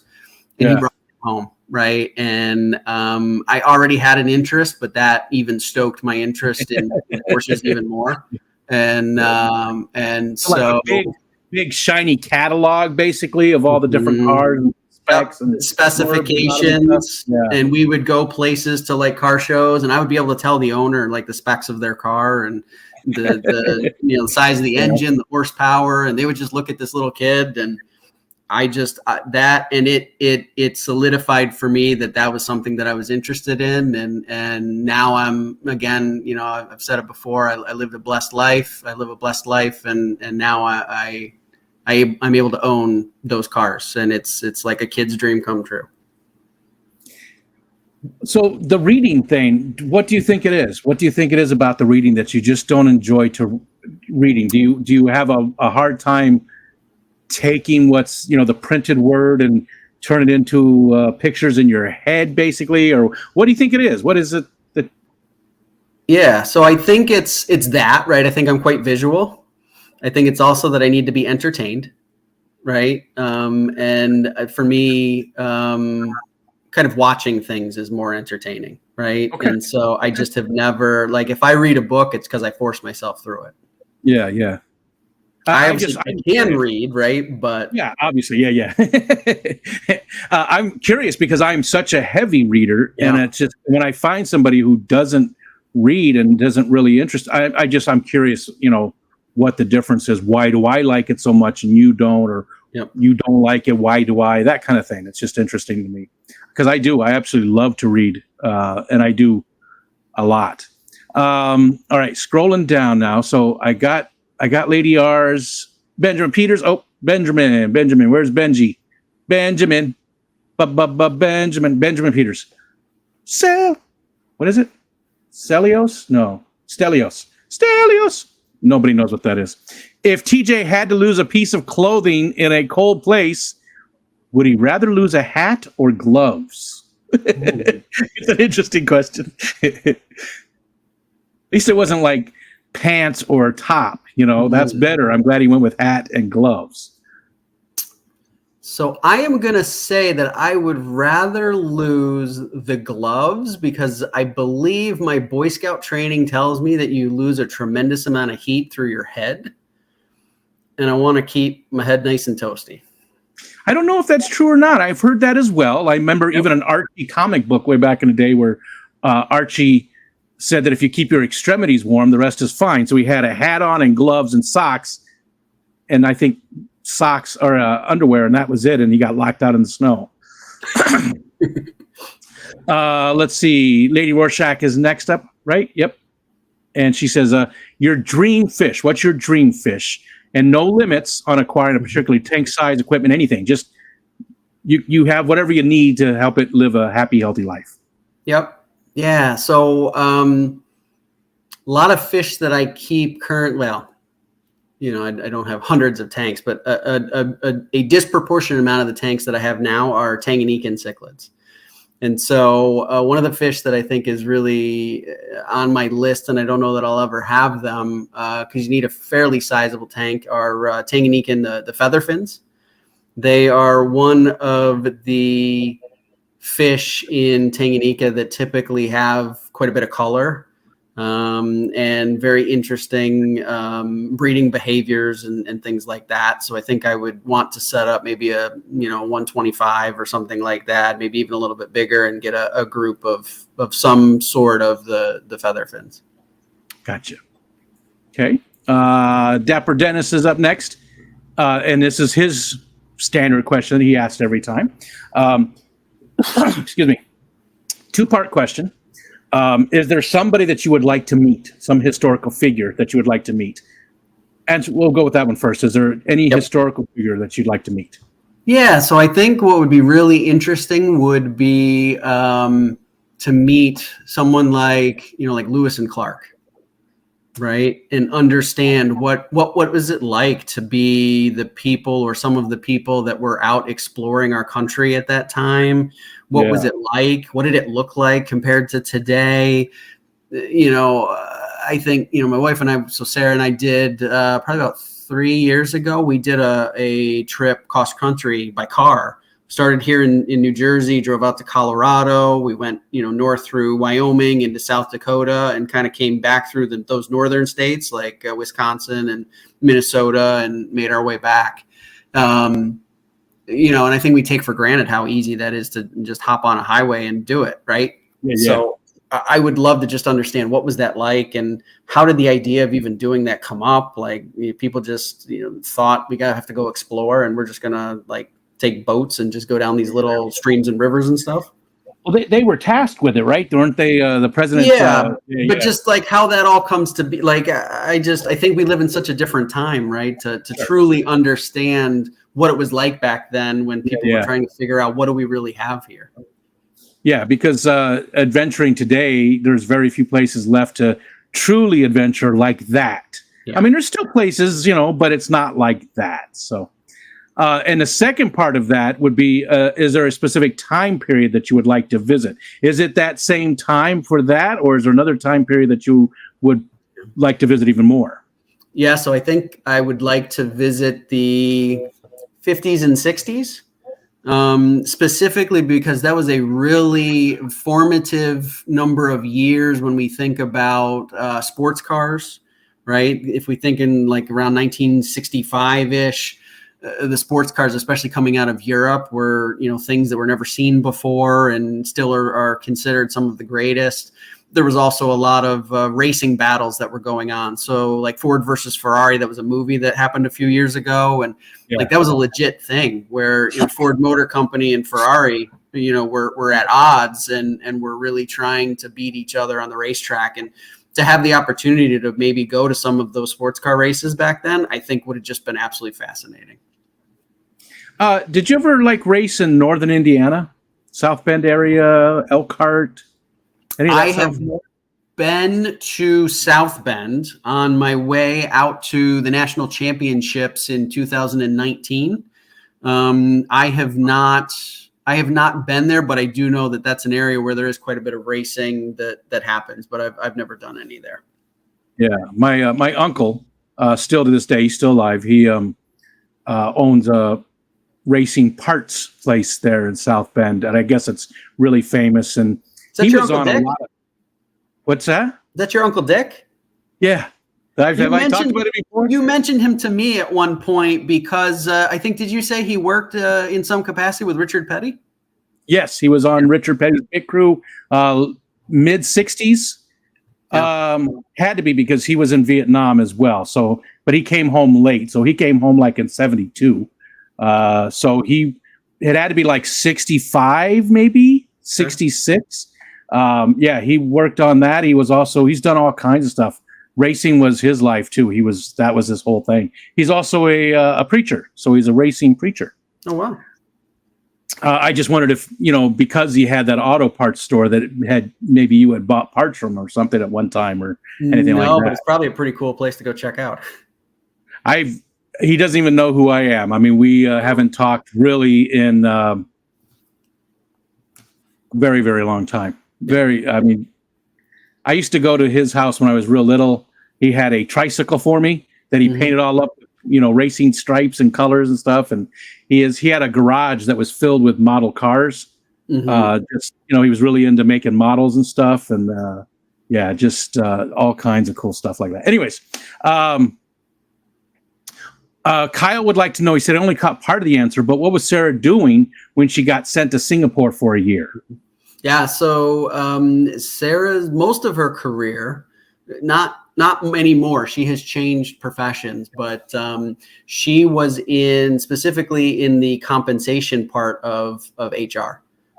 So we both are HR professionals, but doing very, very different things. And so they asked her to go there to work on a project specific for the Asian region in Asia Pacific. And that was where they had some people in an office, and that was kind of a major center for them. So they asked her if she would go there for, like I said, it was probably close to a year that she went there and worked on this project with them.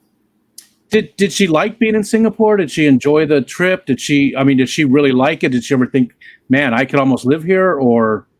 Yeah. So in fact, they had asked at one point, hey, would you consider kind of coming here long term? And we talked about it. It would have been a little bit more difficult for me from a career perspective. So we ended up not doing it because I would have had to probably step away. And as much as it might have been interesting to kind of be like the trailing spouse, right?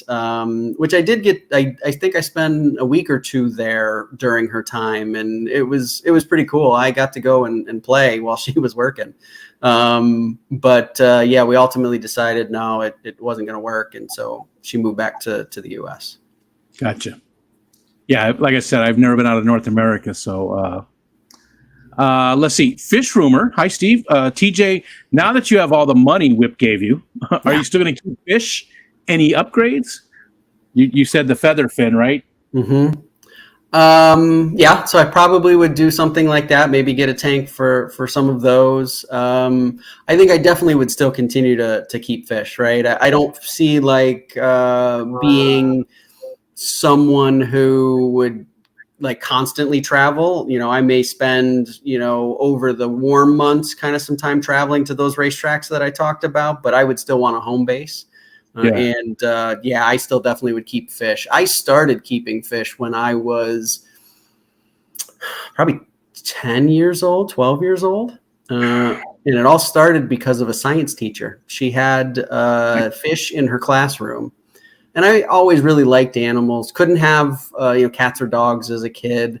But I really just was fascinated by these fish. And she recognized that in me and kind of took me, under her wing and helped me understand. And I think she bought a pair of crebensis because she wanted to show me how fascinating it was with their parental care. And so I talked probably nonstop about this to my parents. And they are like, what are you talking about? Until they met sweet old Mrs. Dunning at like parent teacher night. And then they're like, oh, okay, now we get it. And so it started with one tank. And then I ended up having about 3 others in the basement. I started in Tanganyika shell dwellers at that time. And I kept them right up until I got ready to go to college, and then it just was too much. And then I got back into it fall of 2019. So yeah, I stumbled back into it. I literally found it. A video was suggested in my feed for YouTube, and it was one of Jason from Primetime Aquatics, his fish room tours. And I saw the thumbnail, and I was like, "Oh, that's like a fish tank." I was like, "Well, I'm just sitting here hanging out. Let me watch the video." And like all these memories just came flooding back. And I told Sarah, I was like, "Oh my gosh, like I think I want to get back into fish." And she was like, "Well, why don't you do some more research and really decide, and then we'll talk about it." And I did research for a whole year. Wow. And then I came back to her and I was like, "You know what? I've really thought about it. I've done some research. It's been a year." And she's like, "Wait, did I say that? Did I tell you to do that?" And I was like, "Yes." And she's like, "It does sound like something I would say." And I said, "Yes, it does." And she said, "Okay." And so that's where we bought the first tank, and I jumped right back into Tanganyika and shell dweller. So I've got a 40 breeder with multis in it, and yeah, it's expanded to the 5 I've got now, 5 different tanks. Does Sarah enjoy the fish keeping at all? Is she interested in it in any way? No interest whatsoever. not at all. She loves that I love it. Yeah. Same here. That's exactly it. My daughter's got an axolotl. That's the only tank outside my office. Everything else is all in here, and nobody else is interested in any way in the family. So, we never really ask that when I do the streams, because I feel like that gets asked quite a bit, and they're starting the fireworks. I just heard some start to go off. I never ask, but then again, people like yourself that haven't been on streams before, you're not getting asked that everywhere because you haven't been on everywhere. So yeah, this is my first stream ever. Yeah, and I'm honored that you decided to do that with me, and I absolutely love that, and I love that part of it. Getting new people, not new people. You're not new. You've been around, 2019, right? I mean, you started, after that, but you've been around long enough. I've seen your name in streams for a long time, but still new in the streaming part of it, in the YouTube part of it. I love bringing new people in and just helping our community grow. That's just my favorite part of this whole thing. It really is. And there's been quite a few people that were first, like when on the Christmas 24-hour open panel and stuff like that. I think B Wizzle, maybe what he said it was first time, and there was others. So I'm honored that I get to play any kind of part in that at all. So next up, Lady Rorschach. Nope, I got that one. We got Fish Rumor. Next up is Lady Rorschach. She says, what is the most rewarding species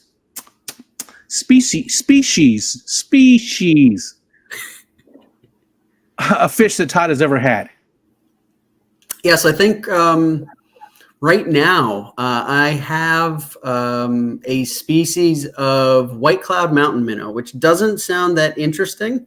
But this particular species of white cloud, they're called the Da Nang white cloud. So they're from central Vietnam. They were only discovered in 2009, and they were scientifically described in 2019.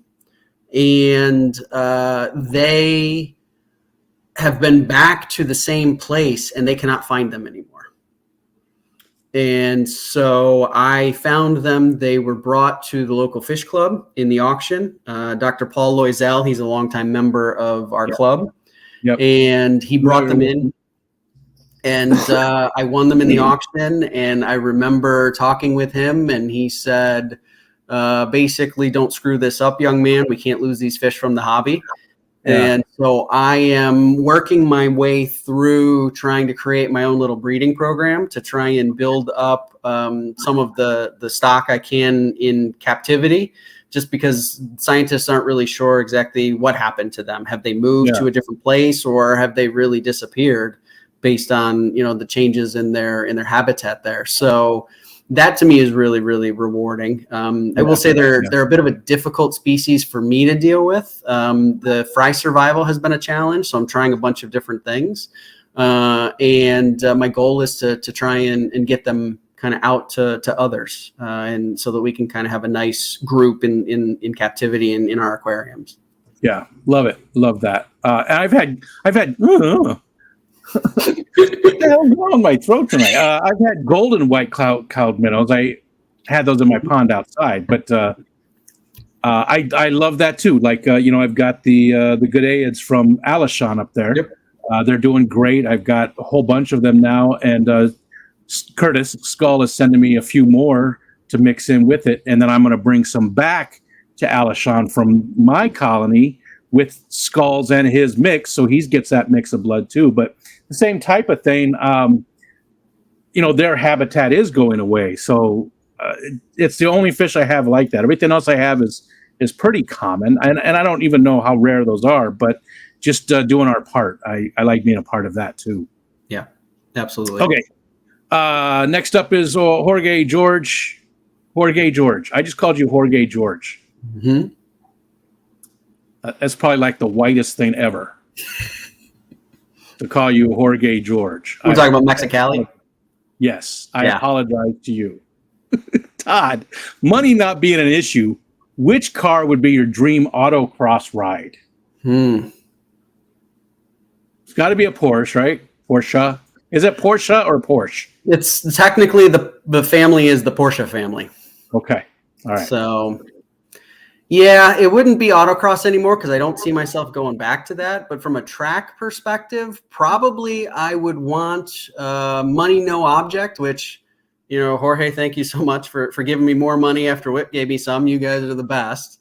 I would probably order from the Porsche Motorsports division what they call a Cayman GT4 Club Sport, which is basically, it is a factory built race car. So they build it from start with a roll cage welded right in it. It's really designed to be on the racetrack. It's slick tires. It's all kinds of fancy kind of track specific wizardry and aero. And I think something like that would just be an absolute blast and probably all the car I would ever need from a capability perspective. I mean, I am probably above average skill level, but we're not talking we're talking common people skill level, not professional race car driver skill level. Yeah.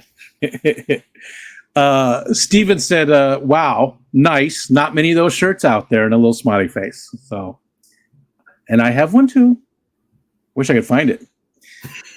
Next up is Jay, and we already know that you really don't like to read, but what genre of movies and TV do you like the most? Yep. So movies I do enjoy because, again, that whole needing to be entertained aspect. But it's all like the silly stuff. So my favorite movies are things like Old School. Great movie. Yeah. I quoted that today. I quoted that in Steven and Beck's channel during their Saturday. I quoted that, and I don't think anybody got it. I love that movie. I love that movie. I love Wedding Crashers. I love Internship. Right? It's all of that, like Vince Vaughn and Luke and Owen Wilson and Will Ferrell. All of those kinds of movies are right up my alley. Super Troopers, any of those. Oh yeah. We've got that in common because that's where I live too. That's anything really dumb like that, like the Adam Sandler movies, The Waterboy and stuff like that. And I just absolutely love just a silly, stupid movie. That's my favorite. I watch it all the time. So, okay. So scrolling down, looking for more of it. Stelios, American Dad. Jenna had it. So did Steven. Stelios. There's Jay Nano Aquarium guy says, what's your favorite YouTuber outside of Fishfam? Yeah. So I think now it's probably, and this is actually quite recent. So I found a guy, his name is Josh Van Velde, The Racing Mind. And he has a channel that's been around for a couple of years. And I literally found it probably about 6 weeks ago. And he's a guy like me, right? He's a total amateur. He goes and does a bunch of track days. He does a little bit of very amateur racing with some buddies, and he takes a camera along for the ride, right? And does some really great, just interesting content. And it's just that stuff that, racing to me is, there's a whole bunch of aspects of it. And a lot of it is the emotional and the heart and right. That really gets at you. Right. And it's one of those things that I very much relate to trials and tribulations, and some of the hard work and the focus and the reasons why we do what a lot of people would think is either a waste of time or wasteful or downright scary and dangerous, right? No comment. I've probably mentioned that before. You're probably sitting over there going, man, that's what I like to do.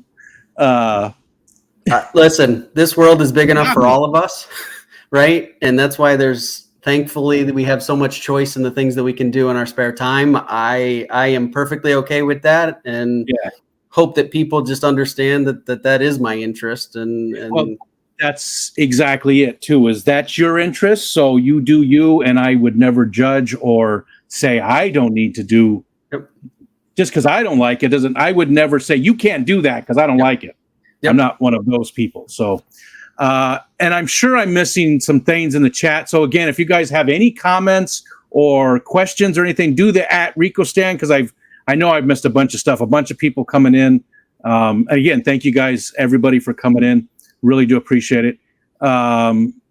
Jenna wants to know, and that's where I'm at next. So again, if I missed your comment or question, I'm down to where Jenna, she says, if Todd could Freaky Friday style body swap any two Fishfam members, who would it be and why? So you're basically in control of it, and you're switching any two of them. Would it be you and somebody else, or would it just be two other random people? Or it's a good question, Jenna. I like it.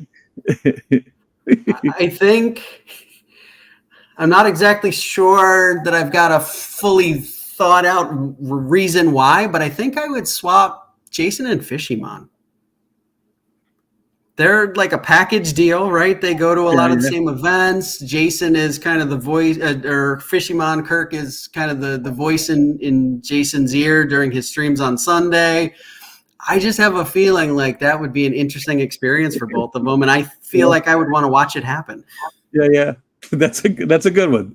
They're very close friends, but they're very different people, and I like them both quite a bit. But I do too. I'm really lucky that they live fairly close, and so they're two guys that I get to see, usually a couple of times a year at least. We've, I think, met a couple of times already this year, and I like them both tremendously, right? Them and Maria and a bunch of other local people that we get together.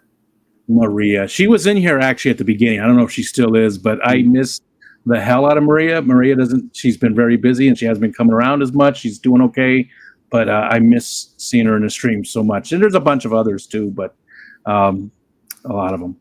Hi, Eduardo. Steven wants to know, did Todd say he had the, I don't know, Mika Jamau? No. This is Tanichthes kunai. So it's not Mecca Jamay. It's kunai is the species name. Chinga. I know what Chinga is, George. I don't know the rest of that. I don't remember Spanish very well at all. I'm sorry. Is the white cloud species Thacbanasis? Why are you guys doing this to me tonight? No, it's not Thacbanasis. It's Kenai. I don't know how to pronounce all this. Kenai or kunai, however it's said. You know what? We hit the bottom of the chat. And a whole bunch. Scruffy City came in. Hi, Mitch. There's our buddy Eduardo. Good to see you. Lady Rorschach is taking off, and she said, "Great focus on Todd." Thanks so much, Lady. And so, if I missed any questions or if I missed any comments, either one, please, pop them in right now. We do just have a couple minutes left for our 2-hour mark. Again, is there anything else did that ring any bells about other things you'd like to tell us about yourself? Answering all those questions, is there anything else that you'd like to bring up? Or I don't really think so, right? I mean, we went through a whole bunch of different places, right? And I'm really happy that I had the opportunity to do this. So I really, thank you for offering it up, and this has been a lot of fun. I would like, now I have experience with streaming, so I certainly am not opposed to doing it again in the future. I think it's a lot of fun, like just to being able to have this conversation. And, again, like you said, I've been involved in, the streams as kind of a chatter for many years now with the group, and always look for opportunities to have that opportunity to interact with, the people that I really do consider all of you friends. Right. And so I think that this has really been educational and interesting. And so, hopefully people felt like it was interesting as well. I think so. I think just looking at the comments and stuff, I believe they did. Friendship, you said, that's why the community is so important to me. Is I have made so many friends in the community that I talk to day in and day out outside of things. People that have done all kinds of things for me personally. People that have helped me in so many ways that a lot of the times they don't even want people to know that they've helped me in a certain way. They keep it on the down low, because that's just, they don't want the kudos. They don't want, they know who they are. But I think what you need to do is maybe go on somebody's stream and show off your tanks and stuff, because I don't know that we've really seen them. So no, I don't think so. I totally. Yep. So I would be somebody could bring you up. I would be open to doing whenever, if anybody felt like they wanted that, I'd jump at the chance. I think it'd be a lot of fun. Amisa wants to know, what's your favorite road trip soundtrack? Ooh. We didn't talk about music at all. Are you a big music fan? I am in some regards, right? So I played a number of instruments. Started off in the piano when I was quite young. I don't know that they actually have as much of a connection in my memory as they do, but I got the chicken pox and then never played the piano again. Okay. I can't quite piece together how they connect, but it feels to me like that's exactly what happened. And then I played the guitar for a couple of years in elementary school until 4th grade when I started playing the saxophone. And I played that all the way through college. So I played that for a good long time. And then probably after that, like I would go see my friends that I grew up with in high school. We maybe would play back at, some event back home or something like that when I was in my 20s. But again, I probably haven't picked it up in 20 years. What kind of music? Ska? Well, no. So I was in the symphonic band. I was in the jazz band. That was probably my favorite, was the jazz music.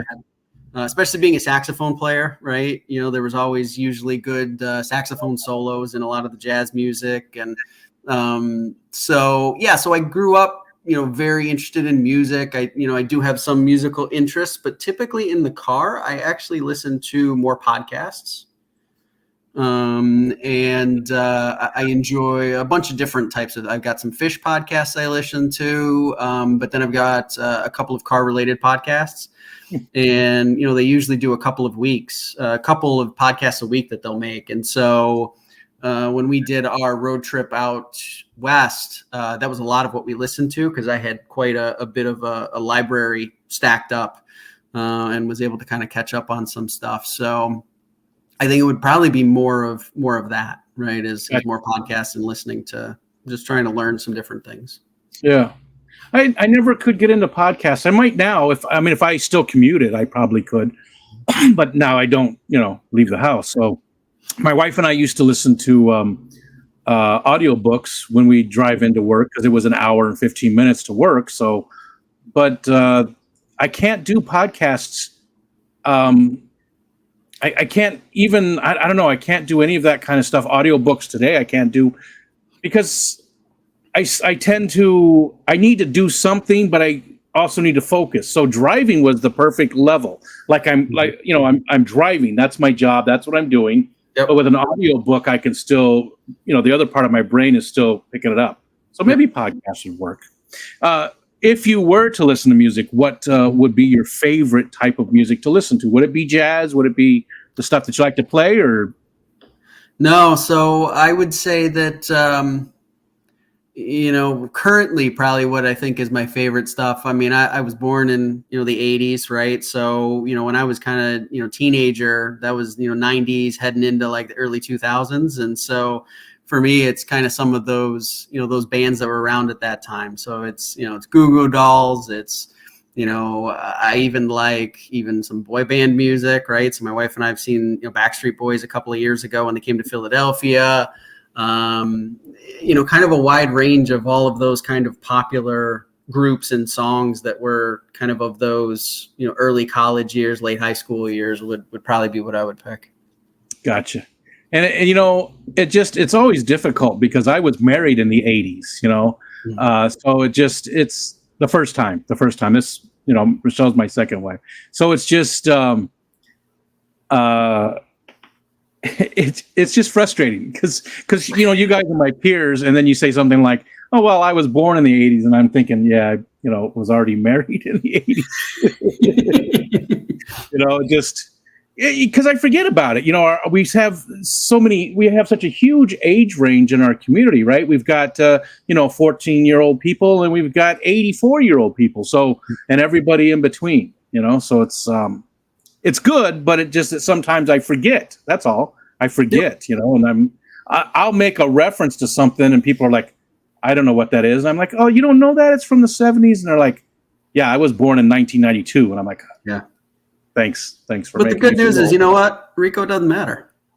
We're like we're exactly what we're called, the Fish Fam. We're a family, and there's room for all of us. And I think that's to me, that's one of the things. So I came to live streams and YouTube channels looking for education, and I stayed for the people.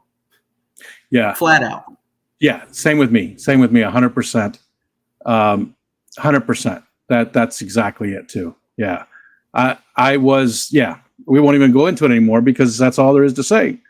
We got a few more questions. You still good on time? We're a little bit after. I can go as long as you guys need. It's Saturday night and I'm having a blast. I think we're going over a few people though. I think maybe Vibes might be going now, and I'm not sure who else. I know Danny and Gina go, but they go at the same time as we do. So Scruffy City just wants to say thank you. He said, "Thank you for supporting the Fish Fam. You've been an awesome part of the community." That's really nice, Mitch. I really enjoy his channel. He does some really cool the edited content that he does. And I like to tune into his live streams with him and Tanner quite a bit. So I really appreciate what they do and what they put out. Yeah, it's a good. I like the two of them together. I think it's a good team. I do and I did get a Misa's question. We answered that. George did say that he would love to have you as a guest. Mexicali said he would love to have you as a guest. That would be an absolute blast. I watch a lot of his stuff and provide him some comments. I think it's neat. Some of the DIY videos and things like that are really some interesting stuff that I would have never thought of. Right. And that's the stuff I really like is, somebody thought to do something different that I was like, wow, like how did that even happen? But look at how good it is. I think we're it. I think Danny, Vibes is over. Oh, I thought Vibes was switching to 10 o'clock. I thought he was going after us. Oh, well. All right. Oh, there is a question here. And again, if you have any comments or questions, do the @RicoStan. I just happen to see yours, Coral. What's your favorite fish to eat? And would you keep one in an aquarium? Favorite fish to eat? I love sushi. And so I would say probably tuna is probably one of my favorites. There's a place around here, that or hamachi, yellowtail, I think is another one that I really like. There's a place around here that does some really good sushi. And Sarah and I will go every so often. And I love sushi. Yeah. And so those are probably my two favorite fish in a sushi dish. So would you keep a tuna? Obviously, massive tank. Would you be interested in keeping something like that? No way. That you would eat? No way. I could not say what my favorite is because bluegill is delicious when you catch it, and and you cook it up right then and there, right after catching it. You Yeah, I like swordfish. Swordfish is good. The steaks, yeah, the salmon. I love salmon. I eat Grouper. salmon quite often. Yep. I have a bagel with salmon cream cheese from Kraft, Yep. and then a little slice of smoked salmon on it, which Yeah. I guess is basically lox, right? Yeah. And Amisa just said, very nice to get to know you. Thanks, Amisa. That's great. And I say the same thing. It is. Thank you so much for coming up, and that's a good time to cut it off. So, thanks for the super chat, Eric Wyrock. I really do appreciate that. Thank you, everybody, for coming in. I know this time of year we're not seeing near as many people, but I still appreciate every one of you coming in and hanging out with us and learning about Todd. Todd, obviously, thank you so much for joining me for 2 hours and let me pick your brain. Really looking forward to the clash, but keep on me about August 26th. Yep. Did I get it? I will continue to remind you so that we can make a plan for when I'm up there. Because like I said, I'm only going to be a short distance from where you are. So it would be a shame for me to be there for like 4 days or something like that and not to get a chance to see you. And the fact that maybe some others will join us, that's a total bonus.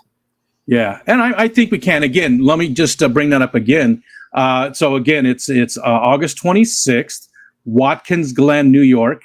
If you're anywhere in the area, it's like a 3-hour drive for me. If you're anywhere in the area and you want to come and hang out with us, we're going to have just like a dinner and just hang out for the day and, do whatever. Maybe we'll go walk the Glen or something. I don't know. We'll decide once we get down there and work it out, see how many people are there. But everybody's welcome. It'd be awesome to have more people come join us for the day and just have a nice, relaxing day and get to know people better. Also, I'd like to bring up, I have a new segment that I'm doing in my afternoon show. It's called the Afternoon Delight. I try to do it Monday, Tuesday, Thursday, Friday, but lately I haven't been able to do that. But I try to do it, 4 days a week. So the new segment is called Snarf or Barf. And what it is I'm eating food that people are sending me on the stream. So a good example, again, are these bugs. These are crickets and grasshoppers and all kinds of stuff. Jeremy sent those to me. So it can be something that you find disgusting. It can be something that you find weird. It could be something that you love. Or like Stephen and Jenna, they sent me things that were a little bit representative of Louisiana, right? It was things from their area. A bunch of pickled stuff and a bunch of really cool, really good chips. So if you want to send me something like that that I'll eat on a stream. Oh, and somebody, I still don't know who it is, but somebody sent me Carolina Reaper pickles that I'll be eating Monday. So Tuesday I'll probably be sick. So I'm scared. I'm scared to eat them because you know that they're going to be fire. But I'm a little bit concerned for you. They're pickled. Maybe I'll dump the crickets in there. Maybe, but my email address is at the top of the screen if you want to, join in on that. Thank you so much to everybody that has so far and everybody that's going to. And the last thing is I do need more guests for the Focus On. I've got quite a few people now, but if you don't mind me picking your brain, if you don't mind sharing your life with people in the Fish Fam, shoot me an email, ricostan.com. It's way up there at the top of the screen. There's no requirement. If you are here right now watching the stream, that's it. That's all there is. You just have to be somebody who hangs out with us in the Fish Fam. That's all. So please send me an email and let me know that you don't mind letting me add you to the list. Okay. Hot Tijuana Mama. Yes, those are okay. I mean, it's cheap meat, but yeah. Okay. Hello, everybody. Goodbye, everybody. And we'll see you guys on Tuesday. We'll see you on Tuesday. All right.